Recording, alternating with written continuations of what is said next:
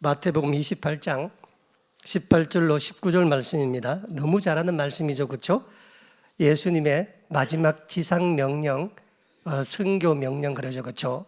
창세기 1장 28절이 하나님의 창조 명령이라면은 이 명령은 지상 명령이죠, 그렇죠? 제가 읽어볼게요. 예수께서 나와 말씀하 이르시되 하늘과 땅의 모든 권세를 내게 주셨으니 그러므로 너희는 가서 모든 민족을 제자로 삼아 아버지와 아들과 성령의 이름으로 침례를 베풀고 내가 너희에게 분부한 모든 것을 가르쳐 지키게 하라. 볼지어다 내가 세상 끝날까지 너희와 항상 함께 있으리라 하시니라. 아멘. 지금 이제 우리 부흥회가 끝나고 이제 다음 주 월요일부터 우리 금요일까지 이제 우리 교회 또 우리 센터 함께하는 40명이 우리 필리핀 보홀에 있는 우리 베델교회 입당 예배를 이제 갑니다. 지금 오늘 이제 머릿돌 그렇죠, 그렇죠? 이렇게 건물 지으면 붙이는 머릿돌 현판도 오늘 도착을 했고 이제 순서지도 이제 다 마련이 되었습니다. 함께 참여하시는 분들은 다음 주 월요일 3시까지 무조건 다 오셔야 됩니다. 제가 지난 7월 초에 필리핀을 제가 갔다 왔잖아요. 그런데 가보니까 부산에 있는 김해공항이 난리도 그런 난리가 아니었습니다. 지금 동아시아 지역에 그 놀러 가시는 분들이 너무 많아가지고 정말 각각 항공사마다 미어 터져요, 전부 다. 왜냐하면 우리가 제주항공 맞죠? 제주항공 타고 가는데 그때 제주항공이 방콕, 베트남 막 전체 다 가는 비행기가 거기에 다 몰려 있습니다. 그래서 까딱 늦게 가면은 그 우리 40명이 전부 짐 붙이고 수족 밟으려면은 보통 일이 아니잖아요, 그렇죠? 그래서 미리 붙이고 느긋하게 저녁을 먹고 가는 게 옳다고 생각합니다. 그래서 잘 챙겨서 늦지 않게 다 오시기를 바랍니다. 제가 지난 8월 3일 날 우리 필리핀 보홀 입당 예배를 위한 예비 모임을 가졌잖아요, 그렇죠? 그때 가지면서 제가 인사말로 이제 보홀에 대한 이야기를 몇 가지를 했더니 많은 분들이 내게 와서 좀 이런 얘기를 하더군요. 우리 베델 비전 선교 센터가 어떻게 보홀과 처음 관계해서 저 보홀에 교회 건축을 할 수 있었는지 아마 여기에 한 20년 가까이 있었던 분들은 아마 알고 있겠지만은 특히 우리 젊은 청년들이 우리가 헌신할 장소인 보홀에 어떻게 처음 시작되었는지 몰라서 그 스토리를 좀 이야기를 해달라는 분들이 여러 번 있었습니다. 그리고 또 우리가 가는 그 보홀이라고 하는 섬이 어떤 곳이며 어디에 위치해 있으며 그 섬의 특징이 뭔가에 대해서도 내게 물어보는 사람들이 많았었습니다. 그래서 다음 주에 이제 우리 보홀 입당 예배로 가기 전에 여러분들에게 오늘 우리 베델과 보홀이 어떻게 인연을 맺어서 지금까지 와서 교회를 그곳에 건축하게 되고 또 입당 예배까지 우리가 다 가게 되고 또 그 보홀이 동아시아 선교의 중심지로 갈 수 있는가 하는 점들에 대해서 오늘 여러분들에게 한번 그 내용을 역사를 한번 여러분들에게 한번 전해주려고 합니다. 더워서 옷을 좀 벗겠습니다. 덥습니다.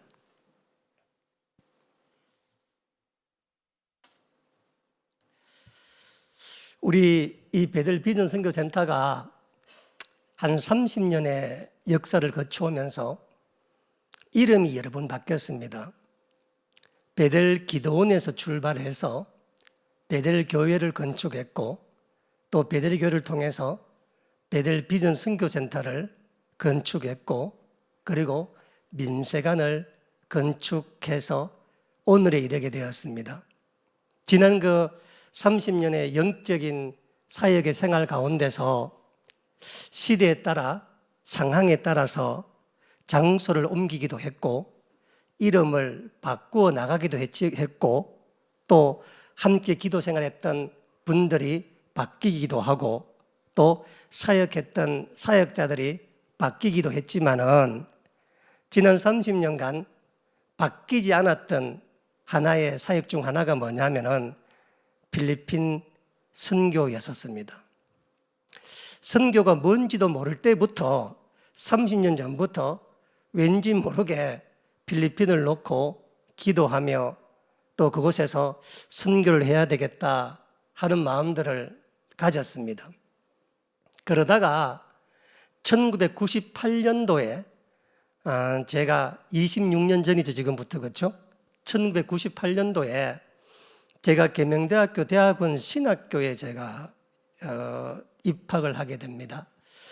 계명대학교는 교단 신학교는 아닙니다.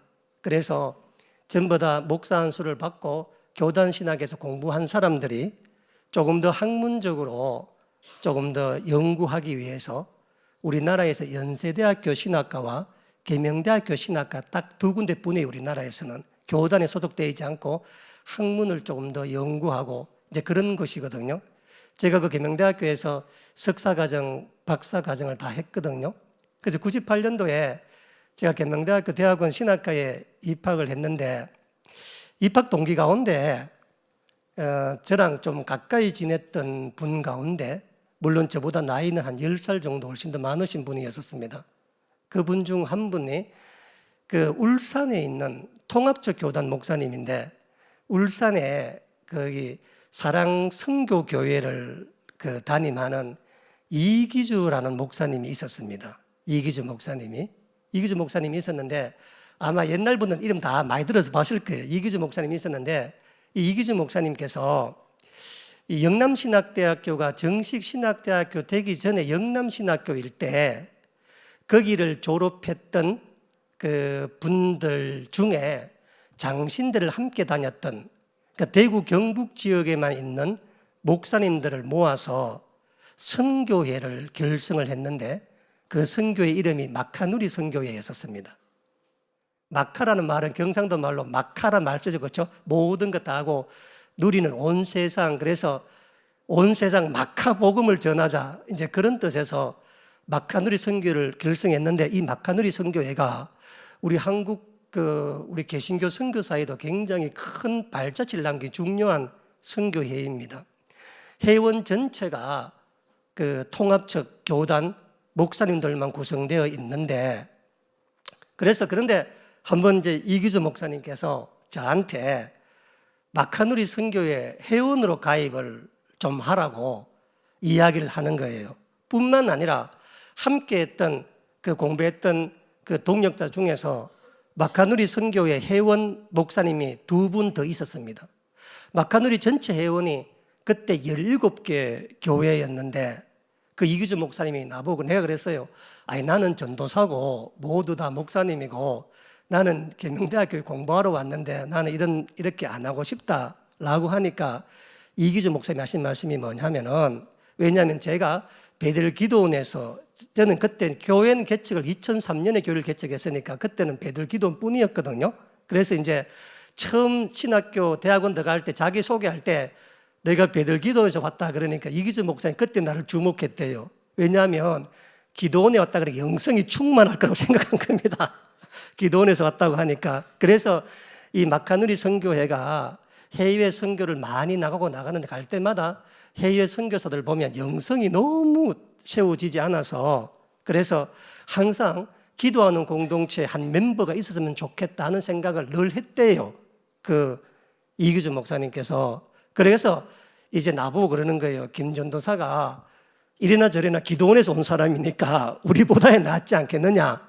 그러니까 와서 우리랑 선교 나가면서 선교지의 영성을 좀 새롭게 하고 선교사들을 좀 세우는데 같이 동참하자고 여러 번 이야기를 해서 저도 이제 그 마카누리 선교회 정식 회원으로 제가 가입해서 지금도 정식 회원이고 마카누리 선교 회비를 지금도 내고 있습니다. 내가. 그래 정식 회원이 되어서 함께 활동을 하는데 2003년도에 이제 봄경에 제가 이기주 목사님을 이제 우리 마카누리 총무였거든요. 이기주 목사님을 우리 구기도원에 제가 초청을 했습니다. 초청을 해서 선교 세미나 집회를 한번 해달라. 그래가지고 목요일 저녁에 오셔서 이기주 목사님이 1시간 정도 필리핀 선교의 내용이나 거기에 대해서 한번 말씀을 전했어요. 그리고 난 다음에 돌아가셔서 나보고 필리핀 한번 가보자. 자기가 이제 저한테 소개시켜 줄 필리핀 선교사가 한 사람 있다면서, 그러면서 필리핀을 한번 가보자라고 하는 말을 2003년도에 처음 제게 꺼냈었습니다. 그래서 2003년도 8월 달에 역사적인 필리핀 첫 방문을 제가 하게 됩니다. 그때 원로 원장님과 그리고 작년까지 필리핀 선교사로 있었던 조경남 전도사님이 함께 동행했습니다. 그때 천원장이 왜 동행하지 못했냐면은 그때 우리 동민이 임신 7개월이 있었습니다. 그때.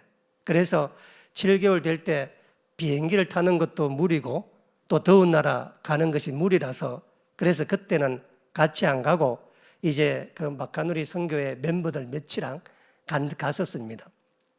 그때는 부산에서 출발을 해서 마닐라에 도착을 해서 마닐라에서 하룻밤 자고 아침 오전 10시에 필리핀 국내공항을 타고 난생 처음 두마게티라고 하는 곳을 가게 됩니다. 저는 그 마카누리 선교회 하면서 두마게티 이야기를 많이 들었지만 사실 두마게티가 어딘지 몰랐습니다. 두마게티는 그 필리핀 중부에 있는 비사야 지방에 있는 섬인데, 필리핀은 섬나라잖아요, 그렇죠? 필리핀 전체에서 네 번째 큰 섬 이름이 네그로스입니다. 섬 이름이 네그로스 섬인데, 네그로스 섬의 주도가 바클로드라고 하는 주도가 있고 그 남쪽 끝에 있는 도시 이름이 두마게티라고 하는 도시입니다. 당시에 그 마카누리 선교회에서 동아시아 선교의 중심이 필리핀이었고 필리핀 선교의 중심이 두마게티 지역이기 때문에, 그래서 그 두마게티 지역을 가게 된 겁니다. 두마게티는 필리핀 안에서 착한 사람들의 도시로 통하고 교육의 도시, 대학의 도시로 통합니다. 외국인 비중이 굉장히 많은 도시였고, 이 필리핀 안에서 이 밤늦게 돌아다녀도 치안의 걱정이 없는 곳이 두마게티였었습니다.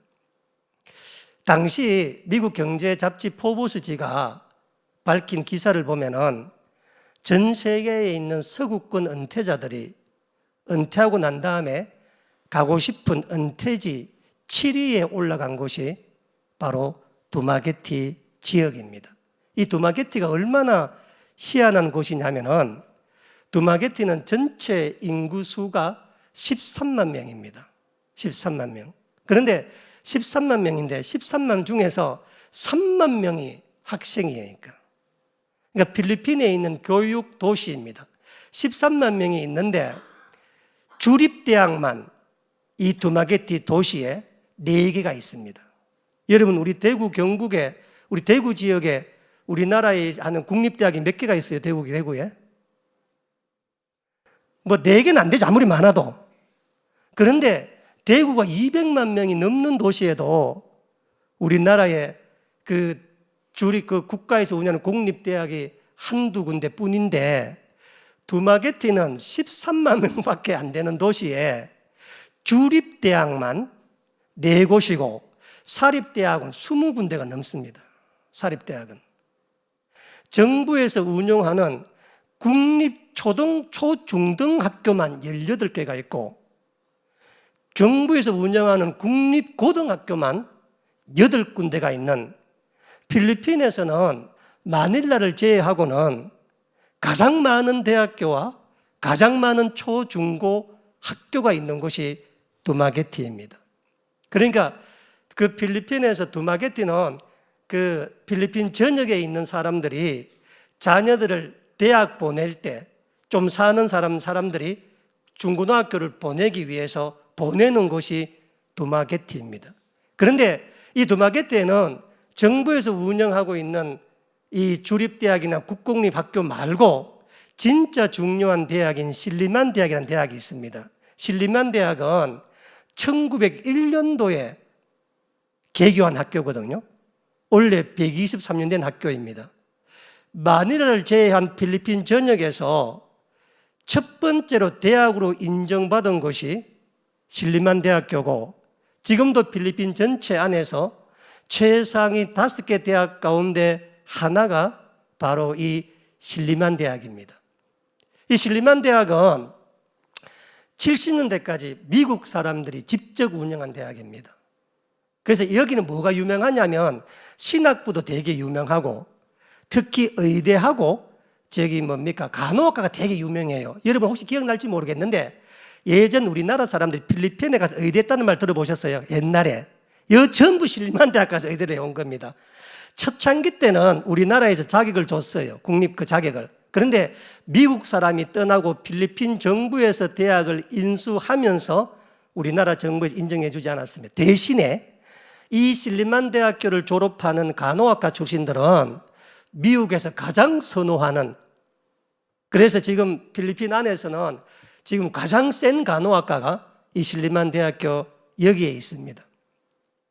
그 교육의 도시인 거죠. 그래서 당시에 제가 들었던 얘기 가운데 이런 전설 같은 얘기도 있습니다. 무슨 얘기냐면은 필리핀은 섬이 많으니까 반군과 정부군 사이에 전쟁이 잦잖아요. 그렇죠? 특히 민다나오 지역이 위험한데 이 민다나오에서 비교적 가까운 곳이 바로 두마게티나 세부나 보올 같은 섬이거든요. 그런데 이 필리핀 안에는 하나의 암묵적인 불문율이 있대요. 어떤 경우에도 정부군과 반군이 싸우더라도 누가 피해서 두마게티 들어가잖아요. 그러면 절대 두마게티는 안 들어간답니다. 그냥 불문율로. 왜냐하면 이 두마게티의 반군 지도자들도, 정부 지도자들도 전부 두마게티에서 공부한 사람들이 너무 많기 때문에 내가 공부한 이 학교를 어떻게 신생아 들어갈 수 있느냐라고 해서 누구든지 두마게티만 도망가면 산다는 말이 있을 정도, 속담같은 말이 있을 정도로 그런 곳이 두마게티였습니다. 그래서 이 마카누리 선교회에서 처음 선교를 잡을 때, 필리핀 동아시아권을 잡을 때 필리핀에서 가장 정치적으로, 경제적으로, 또 문화적으로, 교육적으로 가장 좋은 곳이 어딘가를 오랫동안 조사해서 나온 게 바로 두마게티 지역이었습니다. 그래서 그 두마게티 지역 대부분을 마카누리 선교에서 감당하고 있었는데, 어느 정도였냐면은 제가 갔던 2003년만 당시 때만 하더라도 우리나라 정부에서 필리핀 초중고등 학생 학위를 인정해 줬습니다. 우리나라에서. 그래서 그때 김건중 선교사님도 그곳에서 우리 학생들, 한국 학생들 자취와 하숙을 많이 하셨었거든요. 한인교회 하시면서. 그런데 그게 이제 우리 정부 인정을 안 해요, 이제. 우리가 더 잘 살다 보니까 인정을 안 해서 지금은 유학생이 없었는데, 제가 갈 당시 때만 얼마나 많은 사람들이 있었냐면, 우리 마카누리 선교회 회원교회에 목사님 아들과 장로님 자녀, 집사님, 권사님 자녀, 초중고등생만 200명이 가 있었습니다. 18개 교회에서 200명의 학생이 거기 그 두마게티에서 초중고 대학을 공부하고 있었습니다. 그래서 마카누리 선교회에서 200명이니까 얼마나 커요, 그렇죠? 걔들 학부모들이 오면 서류도 대신해줘야 해도, 그래서 마카누리 선교회 안에서 선교사 중에서 한국인 유학생만 관리하는 선교사가 따로 있었습니다. 그게 이규정 목사님 동생이 그 일을 맡았었거든요. 원래 다른 일을 하는데 그 마카누리 선교회에서 그분한테 좀 하라 그래. 그분이 와가지고 초등학생들 학교도 왔다 갔다 해주고 하여튼 모든 걸 할 정도로 2003년도 8월달 두마게티는 진짜 한국 사람들로 정말 들썩이던 것이, 한국 사람뿐만 아니라 필리핀 전역에서 공부하러 왔던 유학생들 때문에, 보세요. 13만 명, 3만 명의 학생이라니까. 학생이 얼마나 그 대단한 교육 도시였었습니까? 그래서 그 마카누리 선교를 갔는데, 가기 전에 우리가 이제 그 아가피아 선교센터 박윤식 선교사님 분이 있습니다. 이 통합적 선교사님이거든요. 이 박윤식 선교사님을 미리 만나기로 하고, 그래서 우리가 그 두마게티에 도착을 했는데, 참 희한한 일은 뭐냐면은 약속을 하고 갔는데 박윤식 선교사님께서 갑자기 몸이 안 좋아가지고 우리 오기 전에 불과 한 달 전에 가던가 얼마 안 됐다 가니까 한국에 있잖아요. 석 달간 병원 치료를 하러 나가고 없는 겁니다. 아니, 그 막가누리 선교회에서 그 선교사님과 우리와 만나서 뭔가 선교 사역할 프로그램을 만들어 갔는데 정작 당사자인 박윤식 선교사님이 석 달간 한국을 기억하고 가버리고 없는 거예요. 대신에 경북 영주노회 노회장을 하셨던 김세윤 목사님 분이 있습니다. 경주 영주노회 노회장 하신 분입니다. 그 김세윤 목사님께서 영주노회에서 자기 하던 그 교회를 은퇴를 하시고, 당시에 50대 후반 60대 초반쯤 되셨으니까 은퇴를 하시고 이제 선교를 해야겠다 하는 마음을 먹고 이제 정식적으로 선교지를 찾기 위해서 필리핀에 온 지 한 달째 되는 분이 있었어요.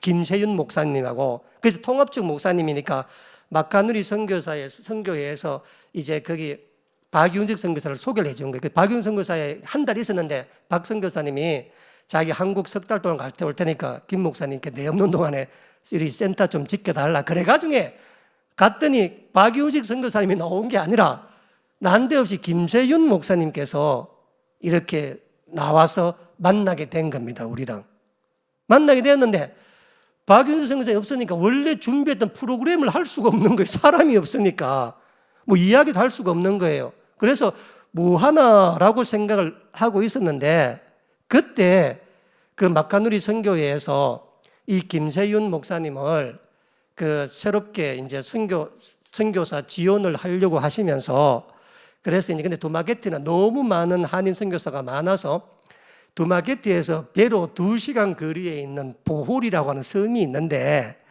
그래서 이제 김 목사님은 보홀이라는 섬을 놓고 기도해봐라.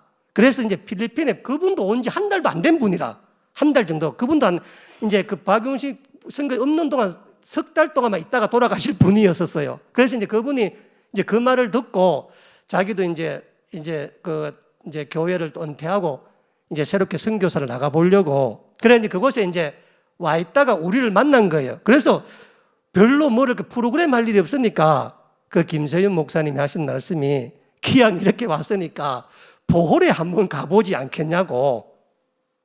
원래 갈 때는 보홀 생각도 없고 보홀에 보자도 몰랐고 아무 관심도 없었습니다. 그런데 박윤지 선교사님이 없는 바람에 김세윤 선교사님이 그 목사님이 나보고 그래, 할 일도 없는데 보홀이나 한번 가보자고.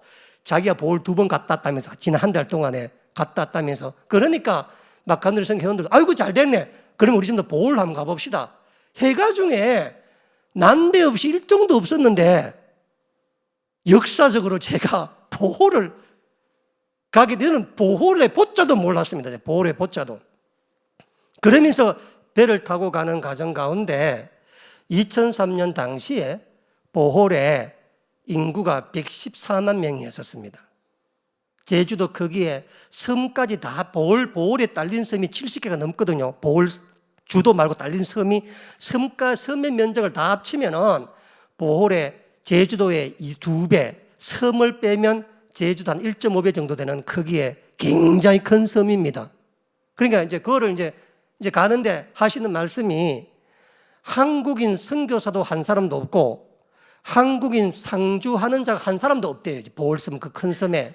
2003년도 제주도 인구가 몇 명인지 아세요? 55만 명이니까. 그러니까 보홀이 얼마나 활성화된 섬이에요. 그래서 우리나라에서 무슨 스킨스쿠버 무슨 다큐멘터리 산호초 다큐멘터리 찍으러 오면 방송국에서 한 번씩 가고, 이 보홀이라고 하는 섬이 세계 10대 스킨스쿠버 성지거든요. 아시아에서는 3대 성지입니다.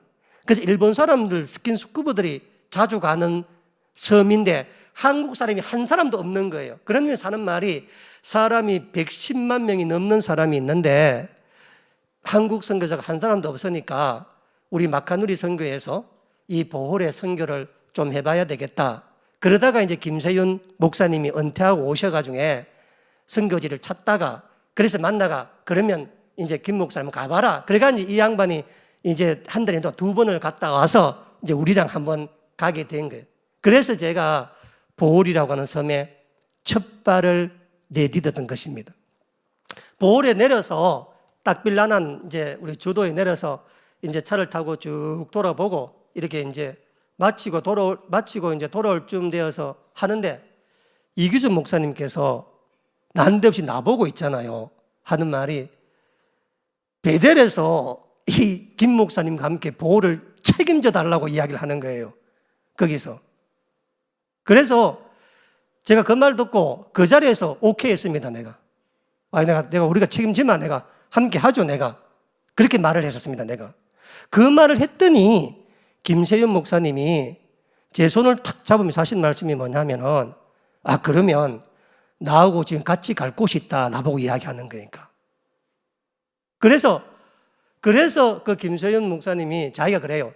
자기가 2번 왔다 갔는데 내가 보홀 선교를 계획하면서 내가 봐놓은 선교지 장소가 있으니까 날 보고 그 가서 같이 가보자고 이야기를 하는 거예요. 내가 가보자고. 그래가지고 이제 막간으로 선교하고 또 원로원자님하고 조균남 전사님하고 같이 이제 그걸 갔죠. 가니까 이제 딱빌리안 항구에서 우리 지금 5분에 묵게 될 우리 지금 이제 거기 뭡니까 보홀 트로픽이라는 리조트를 거쳐 한 20분쯤을 해안가로 올라가니까 되게 고급 주택가가 나오더라고. 당시에 있잖아요. 고급 주택가에 어느 집 앞에다가 인도해 주는 겁니다. 그 여기라는 거예요. 여기. 그러니까 주택가인데 왜입니까 물으니까 그 집 대문에 이게 하우스 포 세일이라고 적어놨더라고요. 집을 렌트한다고 있잖아요. 집을 판매하고 렌트한다는 문구를 붙여 놨더라고. 하는 말이 자기가 처음 보홀에 왔을 때 땅을 보면서 찾았는데 이 집을 제가 발견했다면서 보면서 자기가 2번 와봤대요. 그러면서 한번 가보자 나보고 이야기하는 거예요. 그래서 제가 그때 이제 같이 문을 열었는데 깜짝 놀랐습니다. 내가 왜 깜짝 놀랐냐면은 그때 모습을 모르겠는데 안에 들어가서 보니까 있잖아요. 집이 얼마나 큰지 1층과 2층으로 되어 있는 집인데 집이 정사각형이 아니고 직사각형인데 이렇게 좀 약간 이렇게 기역자리 이렇게 약간 굽은 이런 집이었다. 이런 집인데 1층에 있잖아요. 식당과 통으로 식당과 거실과 화장실이라 전체가 2층에는 방이 6개가 있는데 지붕은 전형적인 유럽식의 빨간 기와 지붕 있지 않습니까? 그리고 벽은 이 연한 노란빛이 도는 그런 벽인데 완전 지중해식 스타일, 유럽 사람 스타일인 거니까 집 주인이 은퇴한 독일 사람이 자기가 살라고 지은 집입니다. 독일 사람이 지은 집이니까 더더욱이 집도 어마어마하게 큰데 집 마당에 있잖아요. 어마어마한 큰 수영장이 있더라고. 요새는 안 놀라시네. 난 그때 2003년에 얼마나 수영장이 있는데 야자수하고 막 집이 어리어리해요. 보니까 집이 제 평생 그렇게 좋은 집 처음 들어가 봤습니다. 무슨 영화의 비버리 힐즈 캅스 그런 거 보면 나오는 그런 집 같아. 더 놀라운 사실은 뭐냐면은 야자수가 있잖아요. 있고 무슨 지중해 스타일로 집을 지어놨는데 그 집이 더 놀라운 점은 뭐냐면요. 그 집이 얕은 언덕 위에 있었는데 그 집 앞이 바로 태평양이야. 아무것도 가린 그 집에 수영장 앉아서도 바다가 보이고 온 집에 그러니까 막힌 완전히 바닷가에 완전히 그림 같은 집이야. 이 집에 있는데 나보고 김세윤 목사 이 집 어떠냐고 나보고 물어봐요. 어떻게는 전부 다 우리가 입이 벌어져가 전부 다 지금 놀랐는데 하니 김세윤 목사님이 하신 말씀이 뭐냐면은 이 집을 렌트하고 싶다는 겁니다. 이걸 베델에서 렌트를 좀 해달라고 나보고. 그러면 나머지 필요한 것은 본인이 되겠다는 거니까.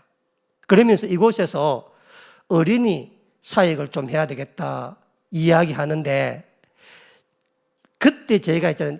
제 마음에 막 어떤 전율 같은 게 느껴지더라고. 왜냐하면 내가 늘 생각해서 선교의 방향이었거든요. 왜냐하면 그래서 이제 내가 그랬습니다. 그러면 내가 하는 말 한 가지를 좀 들어달라. 우리가 렌트해 줄 테니까. 뭐냐면은 한 달에 한 번 이 보홀 지역을 돌아가면서 아이들 한 20-30명을 이 집에 2박 3일간 머물면서 먹이고 재우고 교육시키고 수영도 시키고 책으로 베풀어주는 사역을 내가 하자. 왜냐하면 필리핀 아이들이 그런 집, 우리도 그런 집 나도 처음 가봤는데 그렇죠. 저는 선교사가 항상 그 지역 사람 잘 살아야 생각합니다. 그래야 사람들 선교사를 보고 나도 닮아가려고 하거든요. 그런데 이렇게 멋진 집에 지어놨으니까 진짜 어려운 애들 와가 30명을 데리고 와서 2박 3일간 하면은 아이들이 얼마나 아이들이 좋겠어요. 그래서 제가 그때 조사를 해보니까 아이들 30명을 데리고 와서 2박 3일 먹이고 재우고 학용금 주고 공부시키고 다 하는데 우리 돈 10만 원만 충분해. 10만, 당시에 10만 원만. 그래서 제가 그랬습니다. 이 렌트비 얼마냐? 물으니까 45만 원이래, 월. 2003년도 당시에. 굉장히 큰 돈이에요. 그때 2003년도에. 제가 2003년도에 당시에 필리핀 갔을 때 그 두마게티 최고급 리조트에 있었는데 4만 원밖에 안 했습니다. 지금 우리가 가는 필리핀 해난에 가면 있잖아요. 해난 리조트가 얼마에 50만, 60만 원 하거든요. 지금 하룻밤 자는데. 그런데 진짜 무슨 리조트 같아. 집이 있잖아. 리조트. 앞에 태평양이고 리조트 같더라고. 그래서 내가 오케이 그러면은 45만 원, 2년 1,080만 원 우리 배달해서 된다 내가. 되고 내가 일단 2년간 우리가 계약하자. 그리고 2년 지나 이 집 사자. 저는 너무 마음이 막 설레더라고. 왜냐하면 이걸 사면 우리 베델 식구들이 가서 그곳에 가서 진짜 요양도 하고 아들과 만나기도 하고 프로그램도 하고 언제 그런 집 가봐요. 집값이 2억이 안 돼서 당시에. 그 어마어마한 태평양 그 어마어마한 집이 지금은 내가 볼 때는 한 50억도 할 것 같아 내가 보면. 어마어마한 집이었거든요. 그래가지고 김세윤 목사님하고 우리 몇한누리가 의기투합을 하고 이제 보궐 끝났다. 이제 보궐 다 죽었다 이제 생각하면서 그래가지고 이제 그래서 우리는 귀국을 하고 김세윤 선교사님은 박윤 선교사님 오는 2달 더 조사하고 보호를 더 준비하고 자기 돌아와서 그래서 12월 초에 이제 필리핀 파송을 하기로 했습니다. 왜냐하면 왜 12월 초냐면 12월이 가장 기온이 좋거든요. 필리핀에. 그 12월 초로 갖고 D-Day 잡고 돌아와서 제가 이제 우리 기도원에서 집회하면서 설명을 드리고 내가 이제 매월 10만 원씩 내가 2년 하려고 한다. 좀 신청해 달라. 뜻을 했더니 단번에 2년치가 다 계약돼. 여러분 중에 하신 분들 몇이 있어 내가. 내한테 지금도 명단이 있어 그때 했던 명단이. 그래가지고 막 일사천리야. 일사천리. 2년 해봐야 돈 1,000만 원밖에 안 되잖아요. 그렇죠? 그래가지고 이제 계속 김세윤 목사님과 통화를 하고 그때 김세윤 목사님 나중에 그러시더라고. 자기들 마련하는데 이 아이들 그런 거 하려고 그러면은 아이들이 많이 와서 그런 거 하려고 그러면 이제 냉장고하고 가전도구 필요하다고 우리 뭐 냉장고를 사달라 그러더라고. 냉장고. 그래서 오케이. 냉장고 가전도 내가 사주겠다고 내가 이야기를 하고 해서 이제 그 12월 4일 날 2003년 12월 4일 날 이제 김세윤 선교사 이제 파송한다고 여기 이제 샌들 선교사 이게 플랜카드도 걸었다고. 그런데 그때 천원장은 참석하지 못해서 왜 그러냐면은 11월 28일 동민이 출산했었어요. 이제. 그래가지고 병원에 있을 때였거든요. 그래가지고 이제 제가 김세윤 선교사하고 해서 그래서 이제 11월 출발하기 전에 마지막 주에 돈을 다 드리려고 그랬다고. 그러니까 김 목사님이 본인이 전적 그곳에 계약을 하면 우리가 돈을 주겠다고 이제. 그래가지고 이제 그 돈을 주려고 하는데 11월 마지막 주가 되었는데도 불구하고 내게 전화가 없더라고. 김세윤 선교사님께서, 목사님이. 그러니까 내가 전화를 했거든요. 왜냐하면 지금 내일 모레 지금 집회를 지금 선교사 파송 예배를 드려야 되는데 우린 다 그래 알고 있는데 정작 그분이 전화가 안 돼가지고 연락이 안 돼서 그래가지고 내가 전화를 했더니 저한테 말을 잘 못하시는 거예요. 그 목사님께서. 그래서 내가 무슨 일입니까? 라고 물었더니 김 목사님 진짜 죄송한데요. 저 필리핀 안 가기로 결정했습니다. 가는 거예요. 일주일도 안 남겨놓고. 제 목회 사역 가운데서 가장 힘들 때가 그때였었습니다.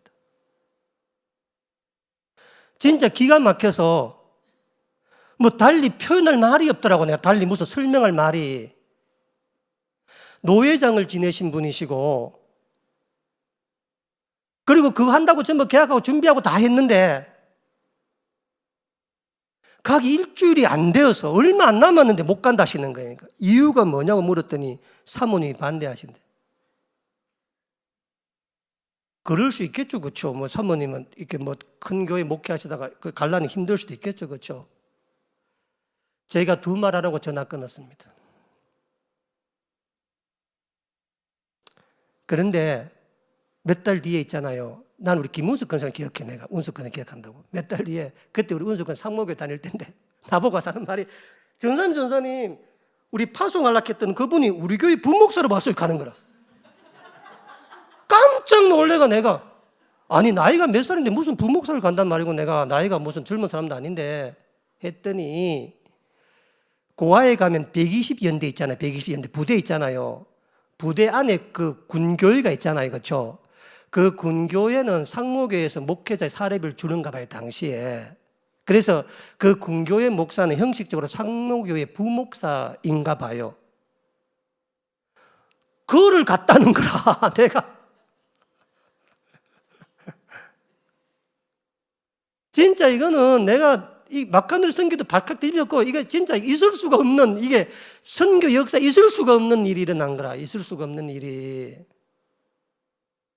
아마 제가 짐작키는 필리핀으로 가려고 마음먹으셨는데 상무교회 목사님이나 누군가가 군교회 담임해란 말씀을 들으시고 그렇게 하신 거 생각해. 그 뒤 어딘지 모르겠어요, 그 목사님 내가. 그래가지고 한번 생각해 보세요. 그 일을 겪으면서 제 마음에 하나님께서 선교사 파송 일주일도 안 된 상태에서 막으신 거잖아요, 그렇죠? 뭘 준비하다가 막은 게 아니고 계획하다가 막은 게 아니고, 저는 지금도 그 집이 머리에 생생합니다. 제가 지금도 그 집이. 그래서 아이고 하나님 막으시는갑다. 보호를 접었습니다. 보호를. 아직 때가 안 됐다 생각했습니다. 그리고 다 잊었습니다, 보호에 대해서. 그러다가 13년 뒤에 2006년도에 2005년 7월 4일에 천 원장이 우리 센터 원장으로 원장으로 임명받았잖아요, 그렇죠? 했잖아요. 그러고 난 다음에 1년 지나 2006년 신년 부흥회를 2016년 신년 부흥회를 마치고 난 다음에 나보고 하는 말이, 하나님 감동 주시는데 올해부터 무조건 해외 선교 집회를 나가야 되겠다. 나보고 이제 그 이야기를 하는 거예요. 와서 밑도 끝도 없이 하면서 나보고 하는 말이 뭐냐면, 날 보고 이제 당신이 어디 가서 첫 번째 집회할 자리를 찾아라 나보고 이야기를 하는 거니까, 그 말을 듣는데 0.1초에도 망설임 없이 두마게티 보홀로 가자. 내가요 13년 만에 보홀이라고 하는 이름을 내가 기억이 나더라고. 그러면서 하나님 앞에 13년 전에 서운했던 거 우리가 보홀 책임지 마 했던 그 말씀이 불현듯 오는데, 그래서 2010년도에 가길래 그러면 먼저 한번 답사를 가자. 그래가 2016년도 6월 6일 날 2박 3일, 지금 뭐 되게 짧았지, 2박 3일 일정으로 두마게티와 보호를 가는데, 그때 우리 베들 선교센터의 첫 해외 선교 일정에 동행했던 분이 한정우 장로님입니다. 한정우 장로님. 한 장로님은 우리 베들 비전 선교센터의 첫 번째 천원장의 해외를 나갈 때 함께 동행했던 분이니까. 그리고 같이 보홀도 갔어서 그때 우리 전부 다 배 타고 전부 다. 그래가지고 이제 보홀에서 갔다가 와서 2016년 10월 달에 아가피아 선교센터에서 우리 베들 비전 선교센터 첫 번째 해외 부흥 선교 집회를 하면서 운명적인 두 사람을 만나게 됩니다.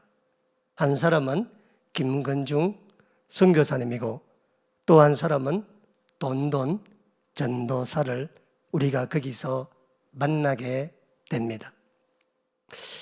2003년도와 2016년도와의 차이점이 뭐냐면은, 2003년도에 제가 처음 보홀에 갔을 때는 땅을 살려고 하는 생각을 하지 않았습니다. 그냥 집을 렌트를 하고, 그리고 하나님 돈 허락하시면 저 집이나 사야겠다 이런 생각을 했었거든요. 그런데 천 원장이 함께 동행하면서 가장 큰 변화가 뭐냐면 선교지를 사야겠다는 생각을 그때 처음 하게 되었습니다. 왜냐하면 천 원장과 제가 필리핀 두마게티에서 가장 큰 충격을 받았던 게 실리만 대학이라고 했잖아요. 실리만 대학교거든요.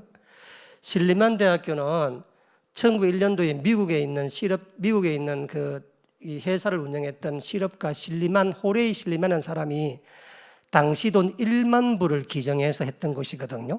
그런데 지금 가보면은 그 두마게티 도시 3분의 1이 실리만 대학교입니다. 도시 3분의 1이. 지금 가보면은 1901년이면 123년 전이잖아요. 그렇죠? 여러분 123년 전 양목이 어땠을 것 같아요? 이곳에. 구름이 어땠을 것 같아요?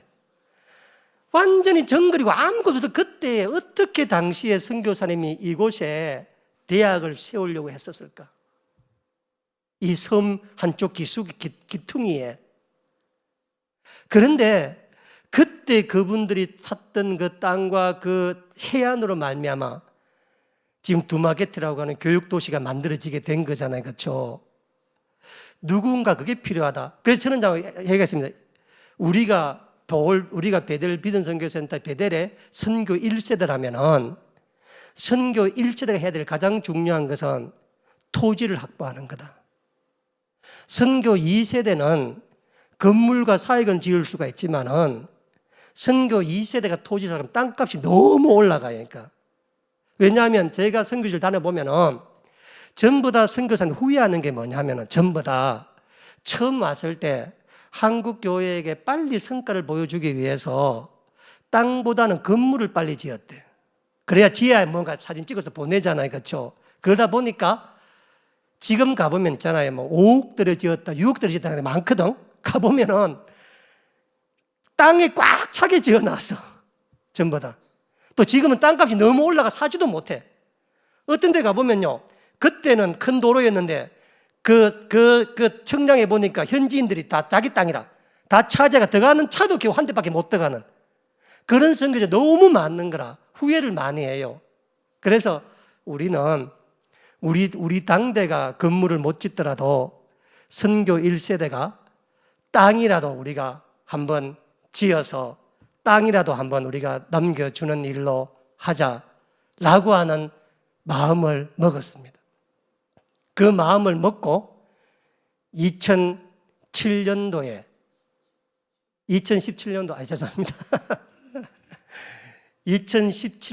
12월 달에 보홀에 첫 번째 땅을 사게 되고 2018년도에 2월 달에 두 번째, 세 번째 땅을 사게 되고 2018년도 11월 달에 마지막 네 번째 땅을 우리가 사게 됩니다. 그리고 기도하면서 원래 2024년도 2월 14일 날 필리핀 정부로부터 교회 건축 허가를 받았습니다. 그리고 3월 13일 날 기공 예배를 드렸고 6월 15일 날 필리핀 정부로부터 건축 준공 허가서를 정식으로 받았습니다. 여러분 선교지에 나가보면 이 교회 많잖아요. 대부분 다 건축허가 없습니다. 아마. 그 하는 게 귀찮아서 받고 하는 게 귀찮아요. 그런데 우리는 땅 문서도 필리핀 정부에서 공식 발행한 등기 문서를 다 가지고 있습니다. 다. 그래서 세월이 아무리 지나도 주변인들과 우리 후대 사역자들이 다툼이 없도록, 법적 다툼이 없도록 우리 1세대가 준비할 때 하면 쉽지만은 세월이 지나 땅값이 올라가 도시가 되고 난 다음에는 칼부림이 나는 일입니다. 그거는. 지금은 뭐 아이고 선교사님 이 땅 쓰세요 그러지만 절대 그렇게 될 문제 아니거든요. 그래서 처음부터 우리는 법적인 절차를 다 받아내서 그래서 이제 6월 15일 날 필리핀 정부로부터 준공 허가서를 받고 이제 8월 22일 날 입당 예배를 드리게 되었다 이 말입니다. 우리는 하느님께서 땅 끝까지 주님 증인 삼아라 말씀하시고 또 제자 삼아라 말씀하셨는데 필리핀 보홀에서 열악한 곳도 많으니까 함께 기도하면서 바뀌어져 가는 역사가 있기를 우리 모두 기도하기를 축원합니다. 열왕기하 8장 1절에서 6절까지의 말씀입니다. 제가 읽겠습니다. 엘리사가 이전에 아들을 다시 살려준 여인에게 이르되 너는 일어나서 내 가족과 함께 거주할 만한 곳으로 가서 거주하라. 여호와께서 기근을 부르셨으니 그대로 이 땅에 7년 동안 임하리라 하니 여인이 일어나서 하나님의 사람의 말대로 행하여 그의 가족과 함께 가서 블레셋 사람들의 땅에 7년을 우거하다가 7년이 다음에 여인이 블레셋 사람들의 땅에서 돌아와 자기 집과 전투를 위하여 호소하려 하여 왕에게 나아갔더라. 그때 왕이 하나님의 사람의 산 게하시와 서로 말하며 이르되 너는 엘리사가 행한 모든 큰 일을 내게 설명을 하니 게하시가 곧 엘리사가 죽은 자를 다시 살린 일을 왕에게 이야기할 때에 그 다시 살린 아이의 어머니가 자기의 집과 전투를 위하여 왕에게 호소하는지라. 게하시가 이르되 내 주 왕이여 이는 그 여인이요 저는 그의 아들이니 곧 엘리사가 다시 살린 자니이다 하니라. 왕이 그 여인에게 물으매 여인이 설명한지라. 왕이 그를 위하여 한 관리를 임명하여 이르되 이 여인에게 속한 모든 것과 이 땅에서 떠날 때부터 이제까지 그의 밭의 소출을 다 돌려주라 하였더라. 아멘. 할렐루야. 요즘 날씨가 이 해마다 점점 더워지는 것 같아요. 제가 작년까지만 하더라도 아무리 날씨가 더워도 밤새껏 선풍기를 켜본 적이 한 번도 없었습니다. 왜냐하면 선풍기를 켜면 원래 기관지가 안 좋은 저한테는 늘 목이 안 좋았거든요. 그래서 안 켰는데 올해는 벌써 한 3, 4일 계속 밤에 선풍기를 켜고 잡니다. 그래서 늘 목이 간질간질한 것 같아요. 어제 우리 신학교에서 동기 모임이 있어 갔더니 많은 동기 목사들이 다 감기가 걸려 있더군요. 전부 다 요즘 날씨가 많이 덥고 또 에어컨도 필요하니까 특별히 건강에 유의하시기 바랍니다. 지난 주일날 제 개인적으로 참 가슴이 찡하고 좀 다소 좀 뭉클한 일이 있었습니다. 주일 예배를 마치고 남전도의 모임을 하고 교회 마당에 내려오니까 그때 이제 소망의 모임이 이제 다 끝나서 이제 소망회가 이제 집에 돌아갈 봉고차를 타려고 준비를 하더군요. 항상 우리 아버지가 나이가 제일 많으셔서 항상 봉고차 제일 앞자리에 아버지가 앉으시거든요. 그래서 나오니까 마침 아버지가 와서 제가 아버지를 봉고차에 배웅을 해드리려고 아버지를 모시고 가는데 평상시 아버지는 늘 깔끔하게 염색을 해 다니시는데 그날 제가 보니까 머리가 뒤쪽에 염색을 안 한 지 오래된 것 같으니까 거의 한 50일 넘어서 90이 넘을 때까지 염색을 하셨으니까 그냥 염색을 안 한 머리가 우리같이 이런 하얀색이 아니라 탈색을 해서 누렇다 그래야 될까요? 이제 그런 이제 머리의 모습을 갖고 있는 겁니다. 그래서 제가 아버지 보고 아버지 왜 염색을 안 하십니까? 머리가 많이 쉬었습니다. 염색하세요 라고 했더니 옆에 있던 우리 어머니가 제게 그런 말씀을 하시는 거예요. 그러니까 자식이 저를 두고 하는 이야기입니다. 자식도 머리가 희끗희끗한데 90 넘은 아버지가 새카맣게 염색하고 다니는 게 마음에 걸려서 어머니가 아버지 보고 이제 염색하지 말라고 이야기했다는 말을 제게 하는 겁니다. 그 말을 듣는데 갑자기 마음이 짠해지는 겁니다. 92이 된 아버지가 이 막내 아들이 염색 안 하고 머리가 희끗희끗하고 돌아다니니까, 그런데 90 넘은 아버지가 새까맣게가 다니면 자식한테 못할 짓을 한다고 우리 어머니가 지금 그렇게 말씀하시는 거예요. 그래서 염색하지 말라고 해서 염색 안 하고 있다, 그 말을 하는데 제가 그랬습니다. 아이고, 염색하시라고. 아버지가 염색 안 하는 게 이 자식의 마음을 더 아프게 하는 거니까 염색하셔라. 저는 젊어서 흰머리도 자랑이 될 수 있지만 90 넘은 어르신한테는 흰머리는 자랑이 아니잖아요. 그렇죠? 다음 주에 어떨랑 한번 볼라 합니다. 그래서 제가 이게 아버지가 한테 내가 염색을 해야 되나 말아야 되나. 우리 아버지가 저 때문에 염색을 못 한다고 하니 마음이 짠했습니다. 부모와 자식 간의 관계가 그런 게 아닐까 하는 생각이 들었습니다. 살아가면서 오고 가는 말 속에 서로 오해가 있어서 때로는 마음이 상하기도 하고 속상할 때도 있지만은 세상에 한 몸인 것은 부모와 자식뿐이잖아요. 그렇죠? 부모와. 참 신기한 게 뭐냐면 제가 자식을 키워보니까 자식한테만 늘 쩔쩔맵니다. 세상 다른 사람 다 이겨도 자식은 못 이기는 것 같아요. 근데 이게 하나님이 우리 안에 프로그램화되어 있는 어떤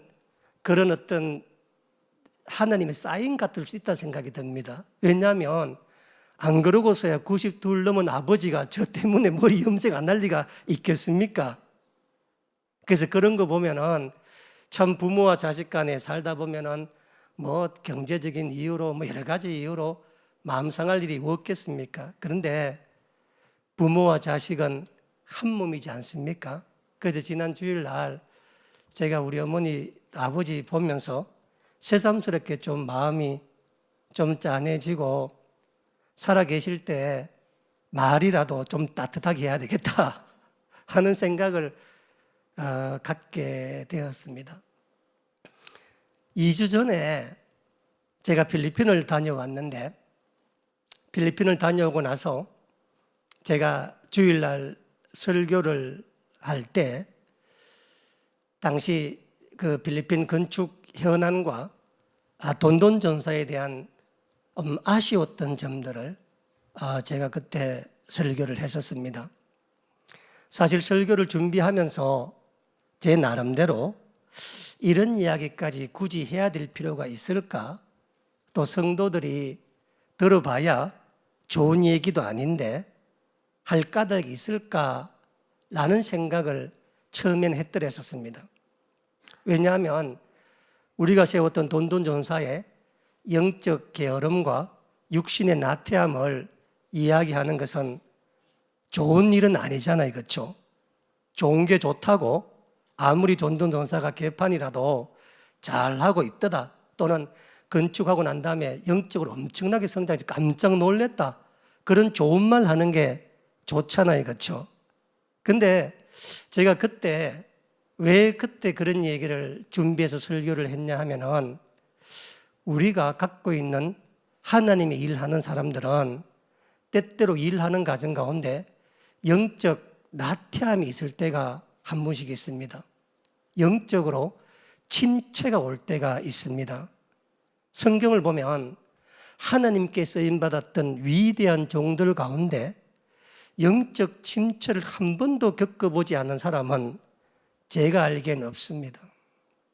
아브라함 같은 이는 하나님 말씀을 기다리지 못해서 여종 하가를 통해서 이스마엘을 얻기도 했고, 엘리야 같은 위대한 종도 이세벨의 말 한마디에 브엘셰바 아래 광야까지 도망가서 나무 밑에서 나를 죽여달라고 소리할 정도니 영적 침체가 주의 길을 걷는 종들에게 오는 것은 너무도 당연하고 또 그런 침체를 거쳐 나가는 거 아니겠습니까?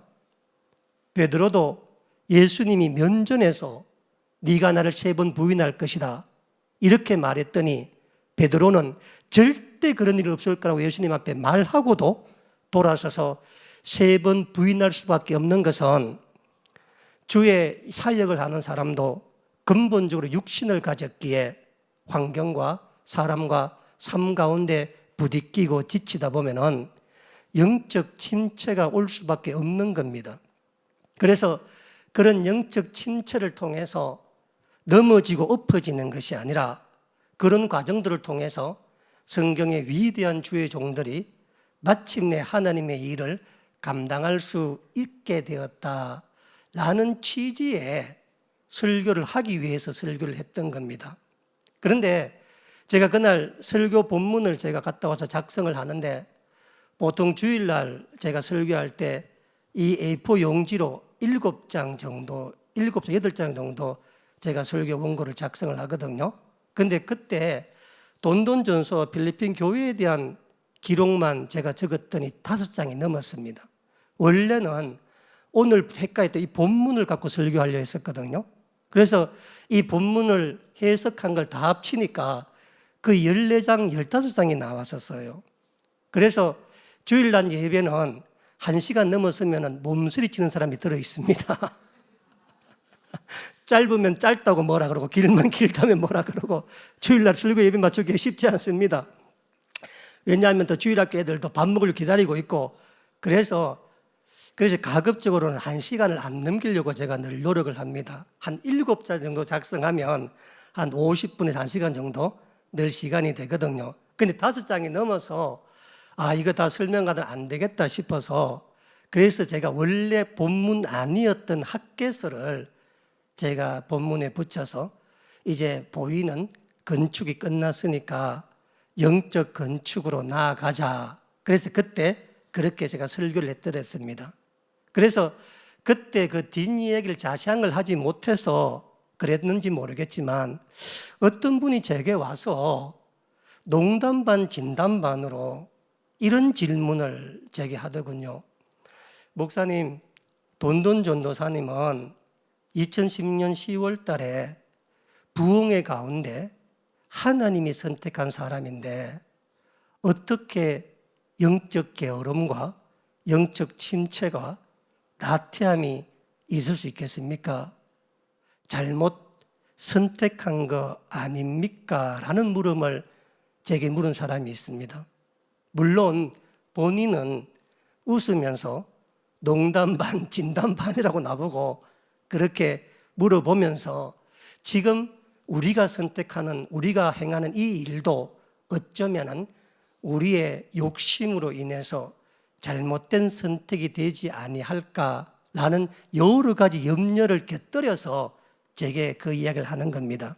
그래서 그날 제가 오늘 본문의 설명을 조금 더 했다면은 그런 질문을 제게 안 했을 텐데 그때 너무 시간이 촉박해서 빨리 학개서로 영적 재건축을 하자 이렇게 이제 넘어가는 바람에 설명이 안 되어서 아마 그랬을 거예요. 또 제가 듣기에는 천원장도 아마 그 주간에 아마 비슷한 설교를 했다라는 얘기를 들었습니다. 그래서 오늘 이 말씀을 통해서 하나님의 선택에 오류가 있을까, 하나님의 선택에 잘못이 있을까라고 하는 점에 대해서 한번 여러분께 한번 말씀을 한번 나누어 보려고 합니다. 성경에 나와 있는 위대한 하나님의 종들은 어떤 경우에도 자기 혼자 일을 하지 못합니다. 왜냐하면 사소한 가정 살림이야 가장인 제가 책임지겠지만은 적어도 새로운 역사를 바꾸고 물줄기를 바꾸고 영적 흐름을 바꾸는 일을 맡았던 주의 종들은 절대 일을 혼자 못합니다. 그래서 하나님이 세웠던 위대한 종들은 전부 다 자신의 부관이나 자신의 시종이나 자신의 사환이나 자신의 후계자들을 다 선택해서 두었습니다. 몇 사람만 이야기해 보면은 모세는 자신의 시종이자 부관으로 여호수아를 선택하지 않았습니까? 엘리야는 자신의 영적 안목과 하나님 주신 비전으로 엘리사라고 하는 자기의 제자며 후계자를 세운 겁니다. 엘리사는 오늘 우리가 본문에 보겠지만은 게하시라고 하는 시종을 세우고, 바울 같은 이는 디모데 같은 그런 후계자를 세워서 함께 하지 않습니까? 그래서 성경에 나타나고 있는 하나님의 큰 일과 영적 흐름을 바꾸었던 사람들은, 시대를 바꾸었던 사람들은 결코 자기 혼자 일하지 않고 그들의 영적 안목과 기도하며 선택하며 자신의 사환, 자신의 시종, 자신의 부관, 자신의 후계자를 세웠다는 것입니다. 여호수아서 1장에 보면은 모세의 시종 여호수아의 시종 모세가 죽자 모시 여호수아가 등장하잖아요. 그렇죠? 이 성경에 시종이나 사환이라고 나와 있는 단어는 원래 히브리어 원어로는 청년, 젊은이, 종을 뜻합니다.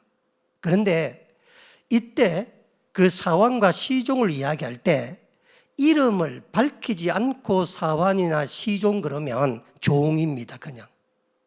왜냐하면 이렇게 만나는 종들, 왜 종들은 이름을 밝히지가 않잖아요, 그렇죠? 그런데 여호수아 같이, 모세 시종 여호수아 같이 이름을 밝혀져 있는 시종일 때 그때 시종과 사환의 의미는 우리가 아는 종이나 그런 개념이 아니라 자기 스스로 자발적으로 가서 서성이든 자기의 상관이든 스스로 곁에서 배우며 시종 들고 그리고 부관, 비서 그런 일을 하는 사람을 의미합니다. 그래서 성경에서 사람 이름이 나오는 시종이나 사환은 노예가 아니라 자유인이면서 대단히 학문도 높고 지식도 있고 그런 사람을 의미하는 겁니다. 그냥 종을 말하는, 시종께서 무슨 종을 말하는 개념이 아니니까. 그런데 모세가 출애굽 후 한 2달이 조금 넘어서 르비딤에서 아말렉이 쳐들어오잖아요, 그렇죠? 그때 모세가 그때 모세가 선택했던 자기의 부관이 여호수아에 있었습니다. 거기 처음 등장하거든요. 여호수아를 불러서 네가 나가서 네 스스로 백성들을 택해서 내일 아말렉과 전쟁에 나가라. 제가 다음번 한번 여러분께 한번 이 본문을 다시 한번 설교하려고 하는데, 출애굽 40년 이 출애굽기에서 민수기에서 이 전체 내용 가운데서 모세가 했던 일 가운데 유일하게 하나님께 묻지 않고 했던 것이 아말렉과의 전투입니다. 잘 모르셨죠, 그렇죠? 르비딤 사건 때는 모세가 하나님께 무릎 꿇고 이 백성 어떻게 해야 될 것입니까? 라고 물었을 때 하나님께서 반석 위에 가서 돌을 치라고 이야기하잖아요, 그렇죠? 그런데 여러분 다시 한번 17장에 그 보시면 한번 읽어보시면 아말렉이 쳐들어왔을 때 모세는 하나님께 묻지 않습니다. 모세 스스로 판단해서 여호수아라는 지도자를 세우고, 여호수아가 기도해서 백성을 택한 게 아니라 여호수아 스스로 백성을 택했고, 아론과 훌이 하나님께 명령받아 올라간 게 아니라 스스로 올라가서 했던, 그러니까 출애굽 이후에, 그러니까 그 아말렉과의 전쟁은 굉장히 중요한 의미를 담고 있는 전쟁이니까. 어쨌든 간에 그때 선택을 받아서 이 여호수아가 정말 모세의 안목과 선택이 어긋나지 않았다 할 정도로 멋지게 싸워 승리하지 않습니까? 그리고 민수기 13장 14장에 가면은 12명의 정탐꾼에 선발되어서 하나님이 일하시는 역사를 사람의 안목과 눈이 아니라 믿음으로 봐야 한다는 새로운 기록을 남겼던 사람이 바로 여호수아와 갈렙이었었습니다. 우리 눈에는 거인처럼 보이지만 하느님 믿음의 눈을 우리의 밥이라고 이야기하는 이 발상의 전환을 여호수아가 만들어내잖아요. 그렇죠? 여호수아가 죽고 난 다음에 그 후계자가 되어서 요단을 건너서 가나안 정복 전쟁 7년을 잘 마무리하고 하나님 허락하신 가나안의 기업을 지파별로 나누어 주고 그 사명을 아브라함 때 불러서 약속했던 하나님의 사명이, 하나님의 약속이 여호수아 때 완전 성취되는 일을 여호수아가 맡게 되었다는 사실입니다. 그러고 보면 진짜 하나님이 모세를 통한 영적 안목과 선택이 얼마나 대단합니까? 그렇죠? 여러분, 엘리사는 말할 필요가 없겠죠. 그렇죠? 얼마나 대단한 사람입니까? 엘리사는 자기 스승 엘리야에 비하면 영적으로나 신학적으로나 업그레이드 된 사람이 바로 엘리사입니다. 왜냐하면 이 엘리야는 굉장한 예언자임에는 틀림이 없지만 그러나 너무 민중편에 서다 보니까 항상 왕실과 척을 져서 항상 대결 구도로만 살았기 때문에 민중과 황실을 연합해서 함께 상생할 수 있는 것을 도모하지 못합니다. 그러다 보니까 늘 아합과 이살벨과 싸우다가 인생을 힘들게 살았던 사람이 엘리야였거든요. 그에 비해서 엘리사는 태생부터가 달랐습니다. 12결이 되는 소를 몰다가 부름받잖아요. 24마리 소를 받잖아요. 그리고 이 엘리사는 왕실과 왕과 그리고 군사령관과 늘 교통하며 다니며 왕에게 조언을 해주며 왕이 엘리사에게 부탁을 하는 그런 사이입니다. 엘리사는. 그러니까 엘리사는 민중편에 서기도 합니다. 길갈에 갔을 때 그 선지자의 사람들이 음식을 끓여 먹다가 독초가 들어갔는데 그 죽게 되어서 가루를 뿌려서 그걸 독초를 다시 만들어 주기도 하고 또 선지자의 생도 아내가 남편이 죽어서 두 아들이 팔려갈 때 또 그들을 위해서 기름병을 통해서 살리기도 하고 도끼가 빠졌을 때 사소한 일이지만 도끼를 건져내어서 사람들 살리기도 함과 동시에 예후 장군을 이스라엘 왕으로 삼기도 하고 하사엘을 아람 나라의 왕으로 삼기도 하고 그러니까 이 엘리야에 비하면 엘리사의 이 운행의 폭은 상상도 할 수 없을 정도의 스펙트럼이 굉장한 사람입니다. 그러니까 엘리야의 안목으로 봤던 엘리사는 스승을 뛰어넘고도 넘칠 만큼의 대단한 사람이 엘리사였었습니다. 그런 엘리사 일 가운데서 성신학적으로 보면 가장 놀라운 일이 뭐냐면은 아람 나라 군대 장관 나만의 문둥병을 고친 겁니다. 왜 이게 중요하냐면은 이 엘리사로부터 시작해서 그러니까 여러분 아람 나라의 군대 장관 나만이잖아요. 그렇죠? 당시 이스라엘 사람들은 율법에 의해서 이방인들은 상대하지 않았습니다.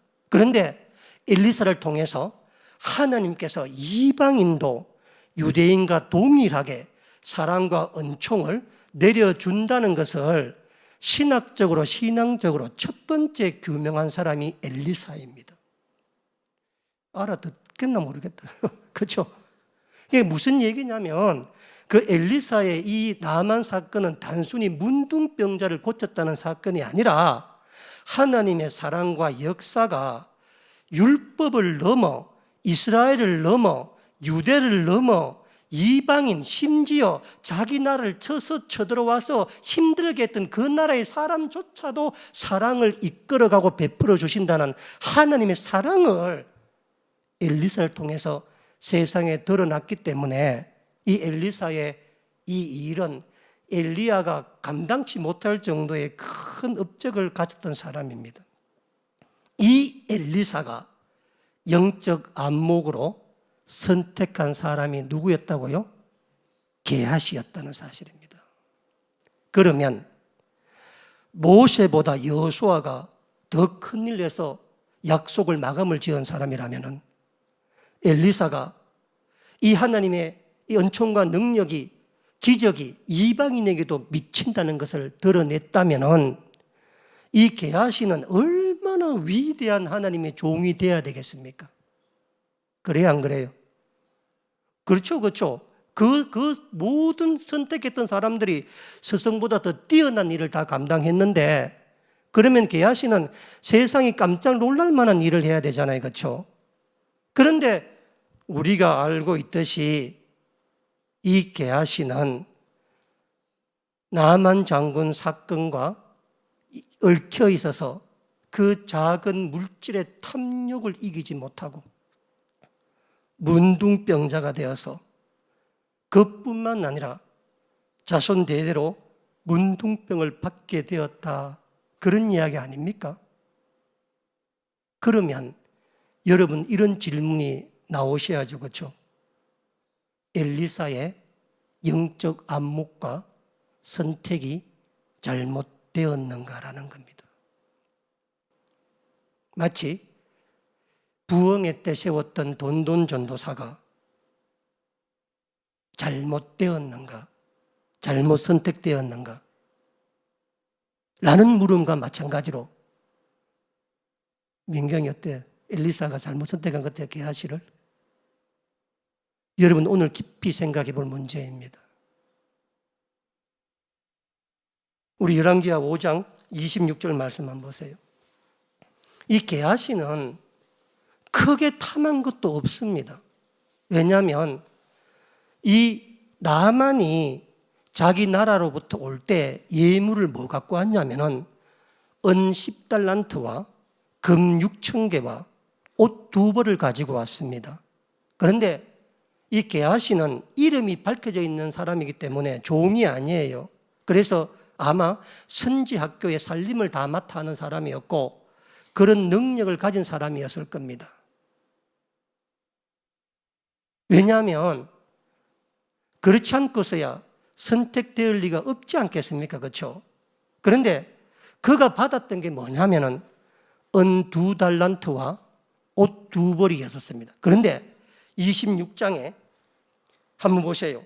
엘리사가 이르되 한 사람이 수레에서 내려 너를 맞이할 때 내 마음이 함께 가지 아니하였느냐?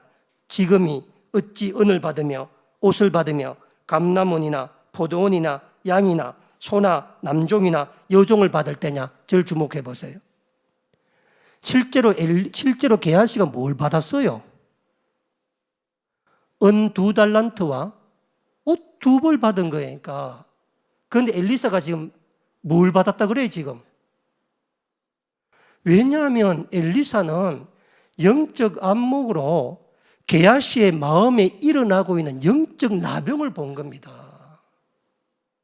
지금 게하시는 뭔 말이요?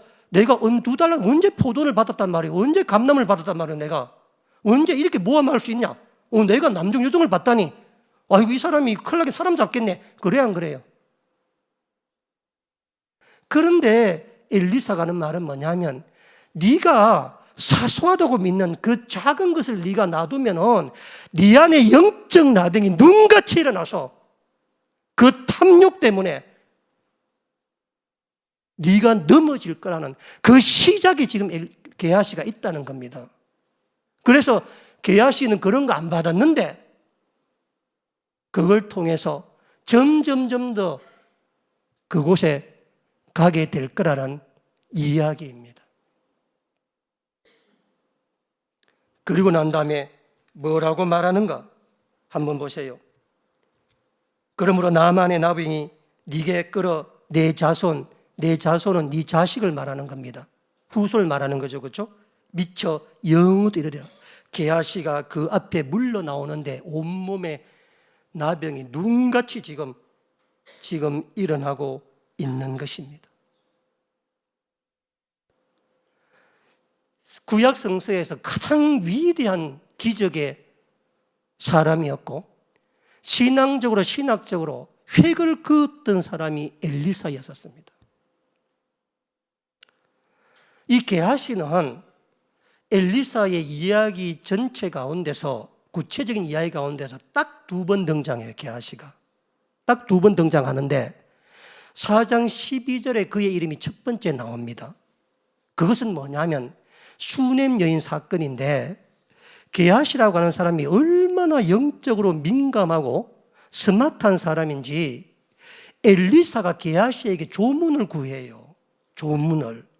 무슨 얘기냐면 수넴 여인, 이 갈멜과 사마리아를 왔다 갔다 하면서 중간에 수넴 여인 집에서 쉬었다 간다는 말 많이 들었죠, 그렇죠? 그래서 엘리사가 너무 고마워서 뭘 해주고 싶은데 엘리사의 영적 능력으로는 해줄 게 안 보여. 부자니까. 수넴 여인도 그래서 엘리사가 물어보는 거야. 네가 혹시 왕에게 부탁할 일이나 무슨 군사리 부탁하시면 내가 다 해결해 주겠다. 그런 거 없다는 거니까 수넴 여인이. 그때 게하시가 뭐라느냐? 저 집에 뭐가 없다고? 자식이 없다는. 그렇게 그 집에 많이 머물러도 엘리사는 알아서 몰라서 생각도 없어. 엘리사가 이제 생각이 없는 게 아니고 다 그렇지 않겠습니까? 기적한 게 바빠가지고 사소한 걸 볼 겨를이 없는 거라. 그런데 이 게하시는 그 집의 가장 아픈 부분, 진짜 연약한 부분, 남에게 말하지 못한 부분, 내가 보니까 이 집에 자식이 없더이다. 그러냐? 그래서 그 집에 자식을 줄 정도로 영적으로 되게 촉이 있고 있던 사람이 게하시였었습니다. 그러다가 이 엘리사가 게하시를 얼마나 신뢰했는지를 보여주는 장면이 뭐냐면, 그러다가 그 집 수넴인 아들이 죽어요. 그러니까 죽었을 때 그 소식을 듣고 엘리사가 게하시를 불러서 자기의 지팡이를 게하시 손에 쥐어줍니다. 너는 이 길로 빨리 가서 그 아이 얼굴 위에 이 지팡이를 얹어라. 그러니까 게하시라고 하는 사람은 그냥 우리가 알듯이, 여러분들이 무슨 알듯이 그런 사람이 아니니까.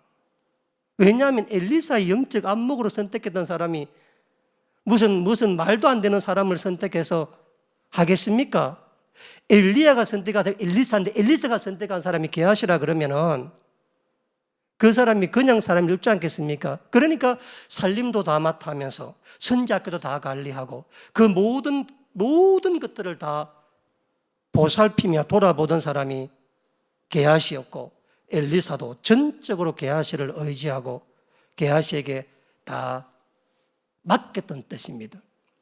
이 게하시라고 하는 이름의 뜻이 뭐냐면은 나중에 이 사람이 탐욕으로 말미암아 문둥병이 걸렸기 때문에 아람어의 탐욕스럽다라고 하는 말이 이름과 비슷해서 게하시의 이름이 뜻이 탐욕스럽다라고 이야기하지만 전혀 그렇지 않습니다. 원래 게하시라고 하는 이름의 뜻은 뭐냐면은 비전과 이상과 한상의 계곡이라는 뜻입니다.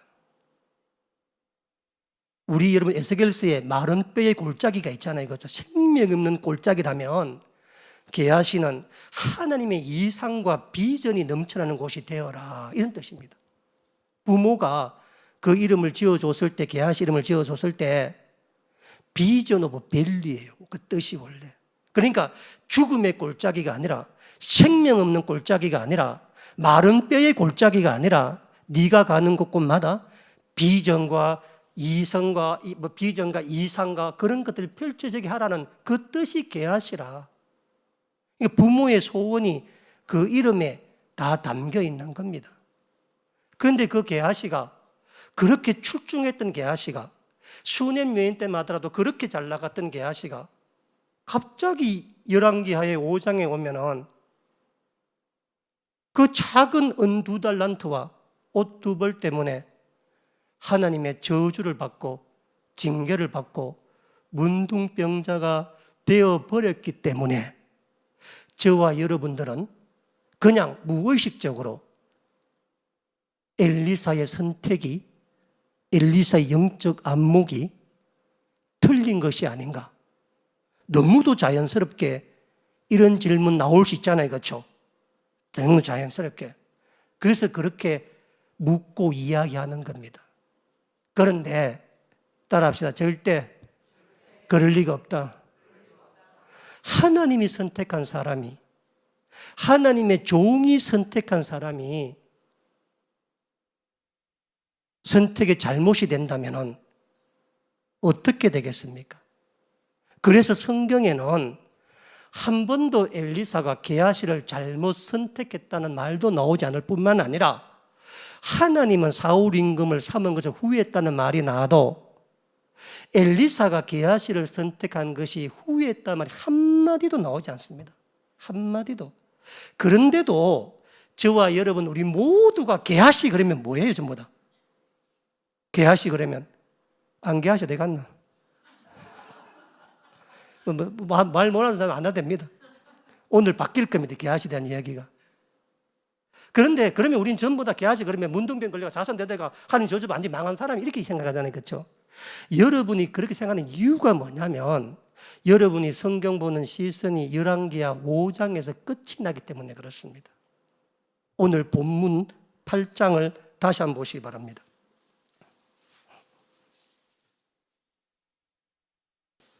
흥미로운 점이 뭐냐면은 하나 내가 못 했는데 흥미로운 점이 뭐냐면 엘리사의 사역을 설명하면서 매우 흥미로운 점은 뭐냐면 게하시와 함께 등장하는 장면에서만 엘리사를 하나님의 사람으로 부릅니다. 엘리사를. 나중에 4장 5장. 그러니까 게하시가 등장할 때는 항상 엘리사를 하나님의 사람. 오늘 우리 본문도 지금 그게 나오잖아요. 그렇죠? 자, 2절 보세요. 여인 일어나서 누구한테 가라고? 하나님의 사람 말대로. 자, 중요한 건 4절이에요. 4절에 잘 보세요. 그때에 왕이 하나님의 사람이 누구예요, 이거? 엘리사지, 하나님의 사람. 하나님의 사람 누구? 게하시하고 서로 말하고 있어, 지금. 어디에서?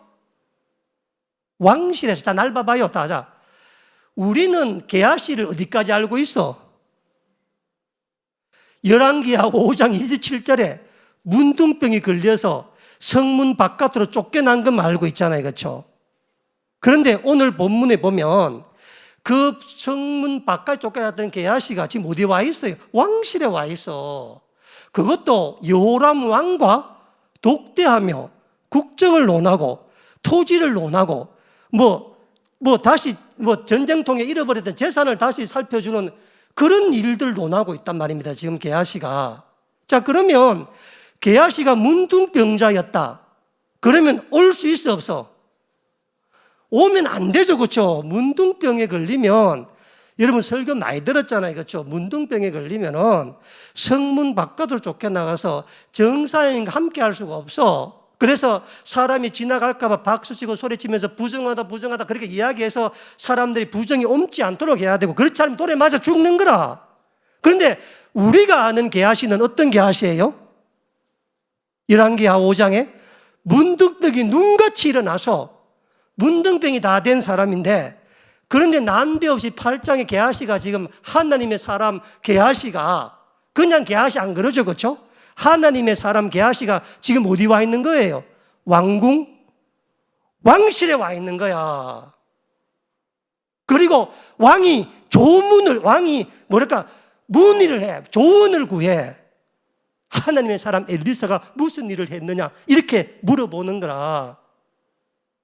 그러면 당장 생각해 보면은 이거 지금 여러분 납득되는 본문은 아니에요.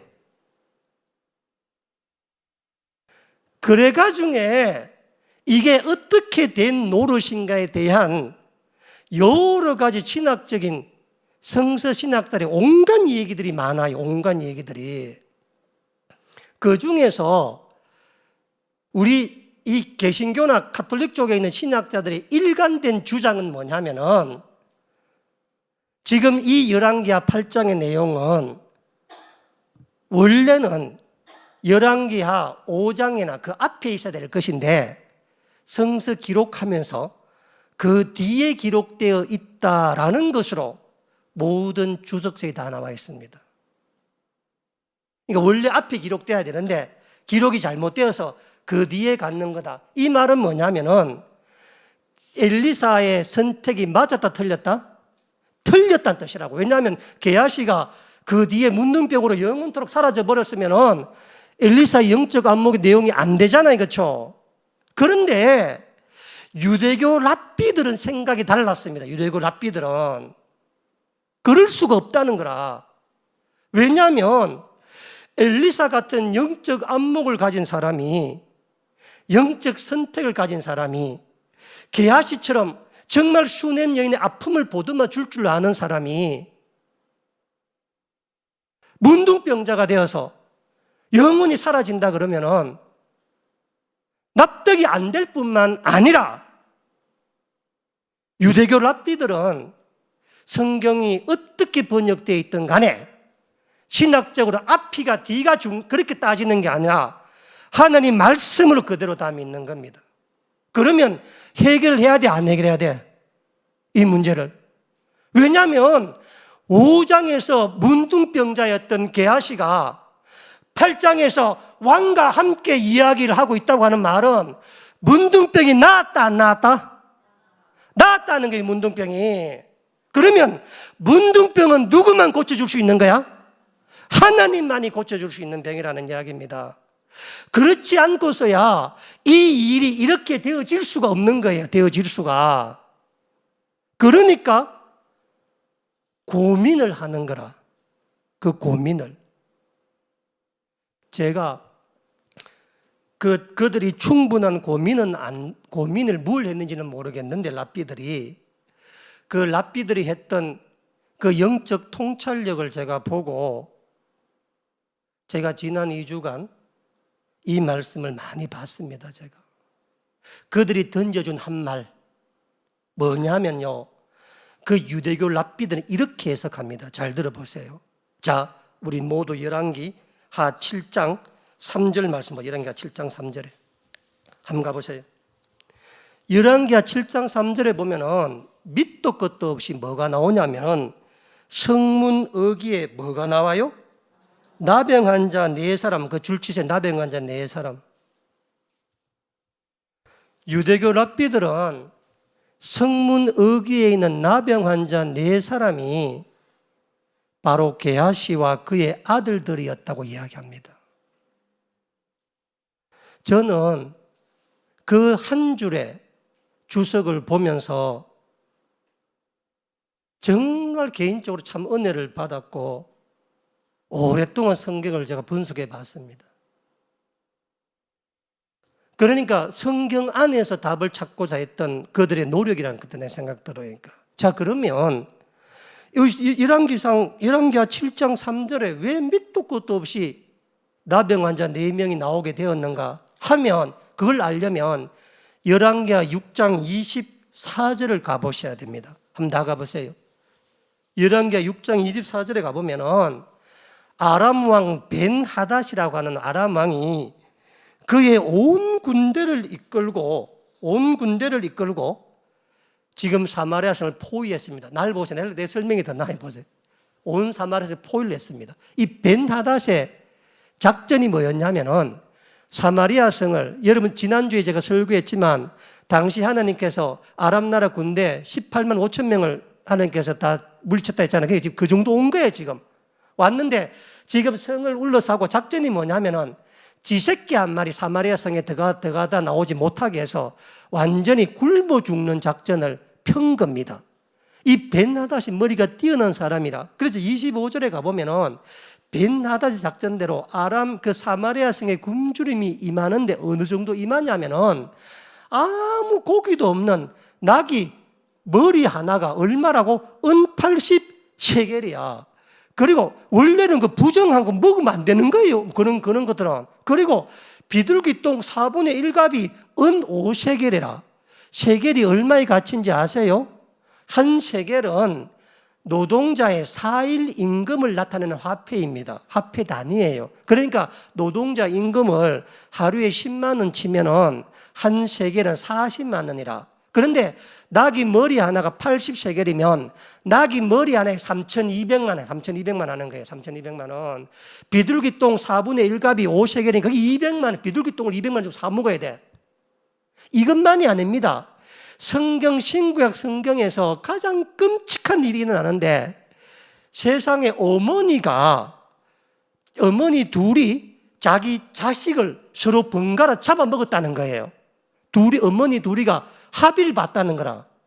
오늘 네 아들 잡아먹고 내일 네 아들 잡아먹자 그랬는데, 네 아들은 잡아먹었는데 내일 밖에서 네 아들 잡아먹자 그러니까 이 어머니 애를 빼돌려서 그것을 왕에게 상소하러 가는 거예요, 여인들이. 한번 생각해 보세요. 성경의 유다 백성이 사람이 아무리 굶주려도 이럴 수는 없잖아요, 그렇죠? 그런데 지금 이 성 안에 엘리사도 있어. 지금 이 사마리아 성 안에 속수무책이야. 지금 속수무책. 그래서 나중에 왕이 엘리사를 잡아 죽이겠다고 막 이야기하고 뒤에 막 나오는 이야기입니다. 그러니까 성 안에는 하루만 지나면 다 굶어 죽을 판이야, 전부 다. 지금 자기 자식을 잡아먹을 정도면 어때요, 사람이? 부모가 나를 잡아먹으라 해야 돼, 자식 잡아먹어야 돼, 막 이 말아. 이성을 상실했다. 이성을 짐승이 됐다는 거라. 지금 사마리아 성 전체 안에가. 그런데 그런 이 얘기를 해놓고 7장 3절에 난데없이 성문 어귀에 누가 있다고? 문둥병자 4명 있다고 이야기해 놓으면, 그럼 그 문둥병자가 누구였을까라는 겁니다. 바로 열왕기하 5장에 게하시와 자손들이 게하시와 자식들이 문둥병에 걸려서 쫓겨난 겁니다. 살 수가 없죠, 그렇죠? 문둥병은. 그래서 성문 어귀에 바깥에 돌아다니고 있었다, 이 말입니다. 게하시 입장에서는 진짜 아마 자기 가슴 후벼 팠을 거라. 내가 그 작은 물질에 내가 탐욕에 눈이 멀어서, 아니면 서성도 야속하지, 내 그거 내 몰라 한 게 아니고 선지학교 돌아보고 선지학교 생들 장학금 주고 선지학교 생들 고기도 좀 삶아주고, 요새 파리올림픽 고기 없다고 난리가 났잖아요. 고기도 좀 넣어주고 그러려 그런 것이지, 내가 이걸 무슨 은 2달, 내가 은 10달러 받은, 금을 받은 것도 아니고 은 10달란트 금 6,000개 가운데서 내가 받은 건 은 2달란트인데, 그러나 그래도 서성게 말하자고 탐욕이 일어났잖아. 그러니까 게하시의 아들들도 자기 아버지가 수넴 여인과 돌아다니고 왕실과 돌아다니는 엘리사 다녔으니까 얼마나 자랑스러운 아버지였겠어. 한번 생각해 보세요, 그렇죠? 어쩌면 게하시의 아들들도 선지학 학생일지도 몰라. 자기 아버지를 닮겠다, 아버지에서 엘리사를 닮아가겠다, 얼마나 기호했을지도 몰라. 엘리사 잘 왔을까, 지금 가족들이니까 한 집에 다 봤을 테니까. 그러니까 게하시가 문둥병이 되어서 자기 자신이야 내가 탐욕으로 문둥병이 되었지만은 어린 자식들 볼 때마다 가슴이 찢어지는 거라. 가슴이 막 미칠 것 같지 않겠습니까? 자기 자식들이 죄도 없이 문둥병자가 되었으니까. 그렇게 돌아다니고 있었는데 전쟁이 난 거라. 성문 안 사람들은 자기를 사람치고 멸시하고 맨날 짐승봐도 못하게 보고 있는 거라. 그런데 전쟁이 났는데 성 안에 굶주림 이런 말할 수가 없어. 우리 3절 말씀 보세요. 3절 말씀. 성문 어귀에 우리 7장 3절에 나병 환자 4사람이 있더니 그 친구에게 서로 말해. 이 친구라는 단어 있지 않습니까? 우리 개역 개정판만 나오는 그냥 삽입된 문구입니다. 성경 언어에 친구라는 말이 없어요. 성경 언어에 그냥 나병 환자 이렇게 나옵니다. 이 사람들이 서로 말하되 우리가 어찌하여 여기 앉아서 죽기를 기다리라. 만일 우리가 성읍으로 가자고 말한다면 성읍에는 굶주림이 있으니 우리가 거기서 죽을 것이요, 만일 우리가 여기서 머무르면 역시 우리가 죽을 것이라. 그런즉 우리가 가서 아람 군대에게 항복하자. 그들이 우리를 살려두면 살 것이요 우리를 죽이면 죽을 것이라. 이게 뭐냐면은 여러분 충분히 무슨 말인지 알겠죠, 그렇죠? 너무 기근이 심하고 전쟁 오래되니까 성 안에 사람이 굶어 죽으니까 문둥이가 뭘 먹을 살겠어. 문둥병자가 물이 있겠어, 뭐가 있겠어. 근데 성 안에 가면은 굶어 죽기 전에 매 맞아 죽어. 문둥병자니까. 그러니까 물론 아람 나라 사람들 문둥병 좋아하겠어, 안 좋아하겠어? 안 좋아할 겁니다. 거기도 마찬가지라고. 그러니까 이래나 저래나 죽기는 죽는 거라. 그러니까 뭐 하자는 거예요? 한 사람이 그 말 한 거라. 야, 이래가 죽을 거니 차라리 어디 가자고? 사람 나라 가서 항복하자고. 그래서 갔는데 7절 말씀만 보세요. 그곳에 갔더니 뭐라는 거예요? 가보니까 해질 무렵에 일어나서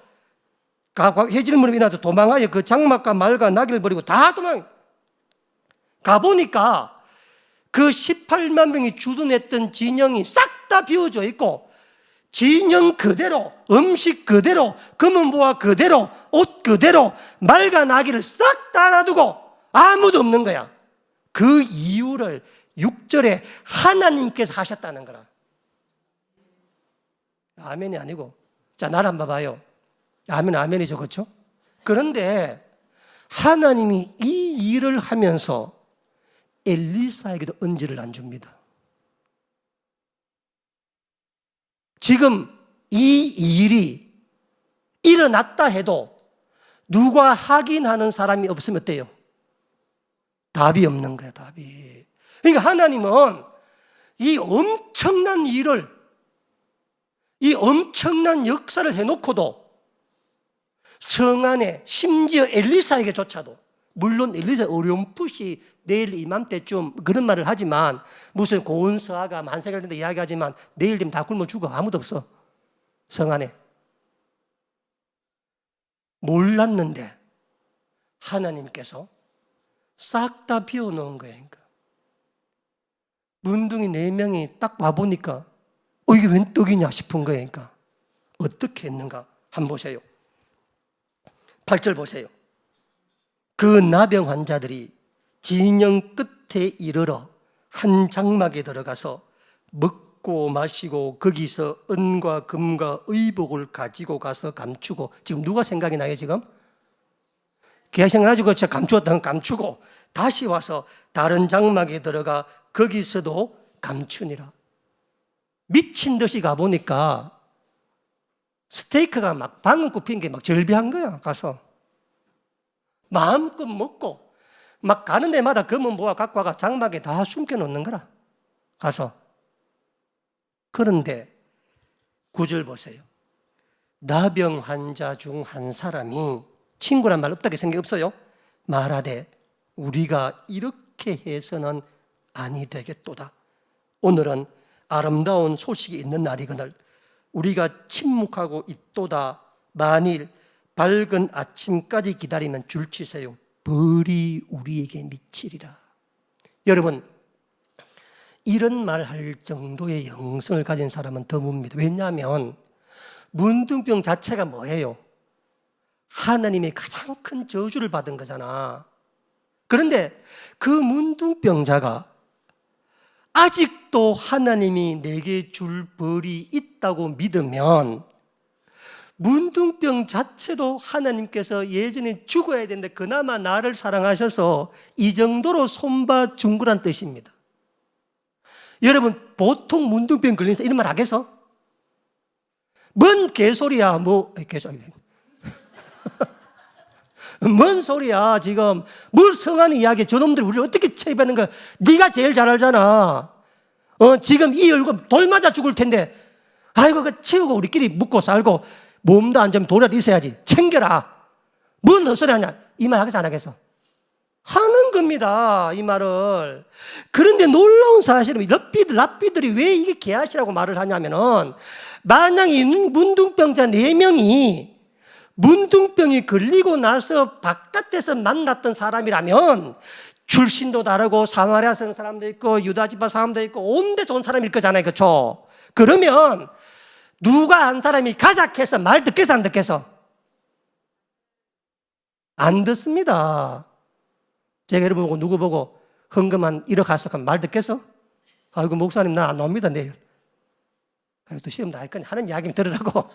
제 말이 무슨 얘기냐면은, 지금 이제 나병 환자는 인생 막장을 사는 사람이라, 막장을 그냥 막다른 골목인 사람이라, 남을 생각하고 나병으로 살았다면 그런 게 없는. 왜냐하면 이미 하나님의 사람의 공동체 안에서 이미 나온 사람이고, 영원히 그 공동체 안에 들어갈 수가 없고, 영원히 문둥병을 살다가 죽어야 되는 게 나병이잖아요, 그렇죠? 그런데 그런 나병이 무슨 누구 말을 듣고 따라가자고. 그래서 이 랍비들은 어떻게 문둥병자들이 자기의 본성, 인간의 죄성, 그런 어떤 인생 막장을 살았던 그 사람들이 어떻게 이 한 사람의 말에 순종할 수 있었는가 하는 겁니다. 어떻게? 바로 그 이유가 이 나병 환자가 게하시였다는 겁니다. 게하시. 왜냐하면 게하시가 자기 아들들과 함께 막 물건을 막 챙기고 있는데 갑자기 열왕기하 5장 26절 말씀이 비수처럼 꼽히는 거라. 물건을 막 챙기고 있는데 그때 자기 스승 엘리사가 말한 거예요. 그때 네가 그 사람을 따라갈 때 내 마음이 너와 함께 있지 않았느냐. 게하시야, 지금도 네가 언을 구하며 감나무를 구하며 포도원을 구하며 떡을 구하며 금을 구하느냐. 아직도 네가 문둥병에 걸리고도 아직도 정신 못 차리고 이것을 챙기고 있느냐. 스승의 그 가르침이 비수처럼 오는 거라.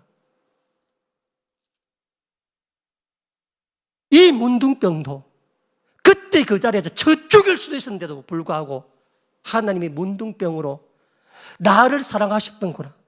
그래서 아들들 다 불러놓고 얘들아, 만약 오늘 우리가 이것을 우리 혼자 먹고 성한 사람이 알리지 아니하면은 하나님이 벌을 내리시리라. 여러분, 세상에 문둥병보다 더 심한 벌이 있어 없어? 생명을 거두어 가실 거라는 거. 그래도 문둥병으로 사는 것도 은혜잖아요, 그렇죠? 문둥병으로도. 그러니까 그 말 하니까 그 아들, 영성이 돼 있던 아들들, 그러니까 게하시가 영적 침체에 빠져서 한동안 눈이 어두워서 그 사소한 은 2달란트와 옷 2벌에 비하면, 나만이 갖고 왔던 재물에 비하면 지금 이 재물은 뭐 하늘과 땅 차이잖아, 그렇지? 어마어마한, 거의 뭐 셀 수도 없는 재물인데도 불구하고 게하시는 그날 자기 스승 엘리사가 전에 했던 말을 성령께서 비수같이 꺼내요. 게하시야, 네가 지금 무엇을 하고 있느냐 이곳에서. 아직도 네가 은금을 취하고, 아직도 감람원을 취하고, 아직도 포도원을 취하고, 아직도 남녀가 여종을 네가 취하고 있느냐 게하시야. 그 스승의 말이 가슴에 콱 박히니까 게하시가 자기 아들들 불러서 얘들아, 우리가 이래 살아서야 되겠느냐. 옛날 아비가 그 탐욕 때문에 너희들 이렇게 되었는데 오늘 이렇게 하면 하나님이 생명을 우리에게 거두어 가실 것이다. 그러니 이 기쁜 소식을 알리자 우리 7장 9절 말씀이 이제 떠나, 보세요. 아까 벌을 아까 공표했죠. 이제 떠나 왕궁에 가서 알리자. 그 줄치 넣었어요.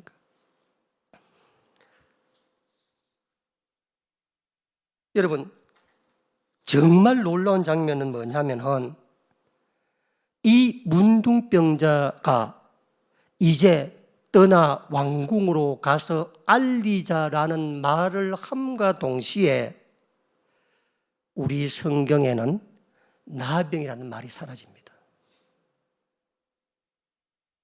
10절부터 나병이라는 말이 사라져요. 왜냐하면은 하나님께서 그 병을 고쳐준 겁니다. 왜냐하면 하나님이 고쳐주지 아니하시면 문둥병자로 이 소식을 전하면은 하나님 세우신 율법에 의해서 검은 모여가 지천에 썩어 자빠져도, 음식이 썩어 자빠져도 부정한 자 문둥이가 접한 것을 먹으면 돼, 안 돼? 안 되는 거라. 그러면 성문어기의 경비대장이 문둥병자의 말을 듣겠어 안 듣겠어? 칼살로 쏘아 죽인다니까. 문둥병이 왔다고. 그러면 하나님 그 큰 역사로 사마리아 이스라엘 전체를 살릴 수 있는 음식이 지금, 곡식이 지금 마련되어 있는데 그 곡식을 전하는 사람이 문둥이라면 하나님이 세우신 율법에 하나님께서 다 쫓아내버리고 하나님께서 문둥이 보내면, 그러면 그 율법에서 모순이 되는 거잖아요, 그렇죠? 그래서 하나님이 이 문둥병자를 시험한 거예요. 아무에게도 알리지 아니하고 이 문둥병자 네 사람이 돌아서 알리자라고 돌아서서 10절 말씀 보세요. 성문문지기 부르는데 성문문지기가 문둥병자라 그래 안 그래? 그런 말이 없어져서. 왜? 돌아서는 순간 하나님께서 뭐 했다고? 깨끗하게 다 낚여준 거라고 하나님께서.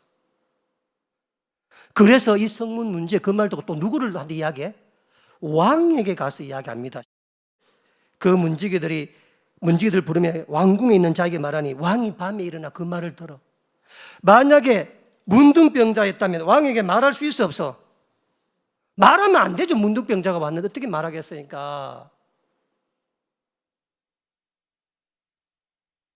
그래서 이 문둥병자 네 사람은 하나님의 그 큰 일로 역사를 하는 겁니다.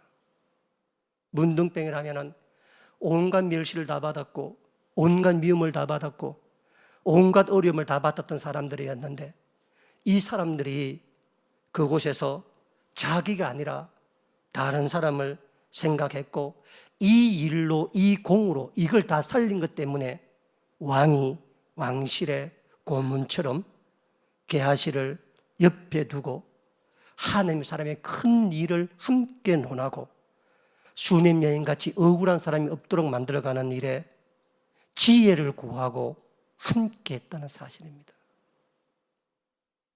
그러면 다시 한번 물어볼게요. 엘리사의 영적 안목과 선택이 잘한 거예요? 못한 거예요? 잘한 겁니다. 여러분, 게하시의 일은 엘리사도 이 정도 일을 못했어. 엘리사 나만 고쳐주고 뭐 사소한 일을 했지만은 이 게하시는 사마리아 사람 전체의 생명을 살리는, 그리고 왕정에서 왕궁에 왕과 함께 할 수 있는 그 일까지 게하시가 일을 감당하게 됐다는 겁니다. 감당하게. 그러면 물어볼게요. 돈 선택이 잘한 거예요? 잘못한 거예요? 아직까지 기다려보세요. 이제 형님 이제 다 벗어났어. 원래 너무 잘했는데 그날 마침 그날 우리가 소식 안 전하고 가가지고 그날 내일 치울라 다 해. 내일 깨끗하게 하려고 그랬는데 바로 그날 가는 바람에 우리 눈에 걸려가지고 그랬지만 하나님이 선택한 사람은 반드시 후회함이 없어. 실수함이 없어. 하나님께서. 이 문둥병이라는 이 병조차도 하나님께서 생명을 살리는 도구로 쓰려고 그저 보낸 거라고. 그곳에서 하물며 예배 중에 부흥회 중에 선택해서 본토 친척 아랫집을 버리고 보울섬에 이사 온 돈돈 전사의 미래가 어떻게 되겠습니까? 훈련받고 볼 때 앞으로 게으러질 때 뭐가 생각나겠어? 저와 천원장의 비수가 가슴에 콱 박혀서 언제 올지 모르니까 일어나가 빨리 해야 되겠다. 그러면 그 돈돈 전사가 게하시처럼 필리핀 사람 전체를 살려내는, 생명을 살려내는 영적 지도자로 설 겁니다. 그걸 꼭 보셔야 돼요. 우리가 꼭 보셔야 되고 이번 8월 19일 날 가서 뜨겁게 기도해 줘야 돼. 돈돈이가 서 있는 그 자리에 기도가 부족하지 않도록, 영적 능력이 부족하지 않도록, 중보기도가 부족하지 않도록 힘을 보태주는 기도를 해야 돈장 가슴에 뭐가 온다고? 팍 비수가 꽂혀서 게을러다 가도 정신 번쩍 차리고 베드로처럼 부인했지만 다구름 소리에 울며 돌아서 역사가 일어날 때 되는 겁니다. 그래서 하나님의 선택에는 실수함이나 부족함이나 없고 함부로 빨리 성급하게 말씀하지 마시고 살피면은 반드시 큰 역사를 보게 될 겁니다. 기도하겠습니다.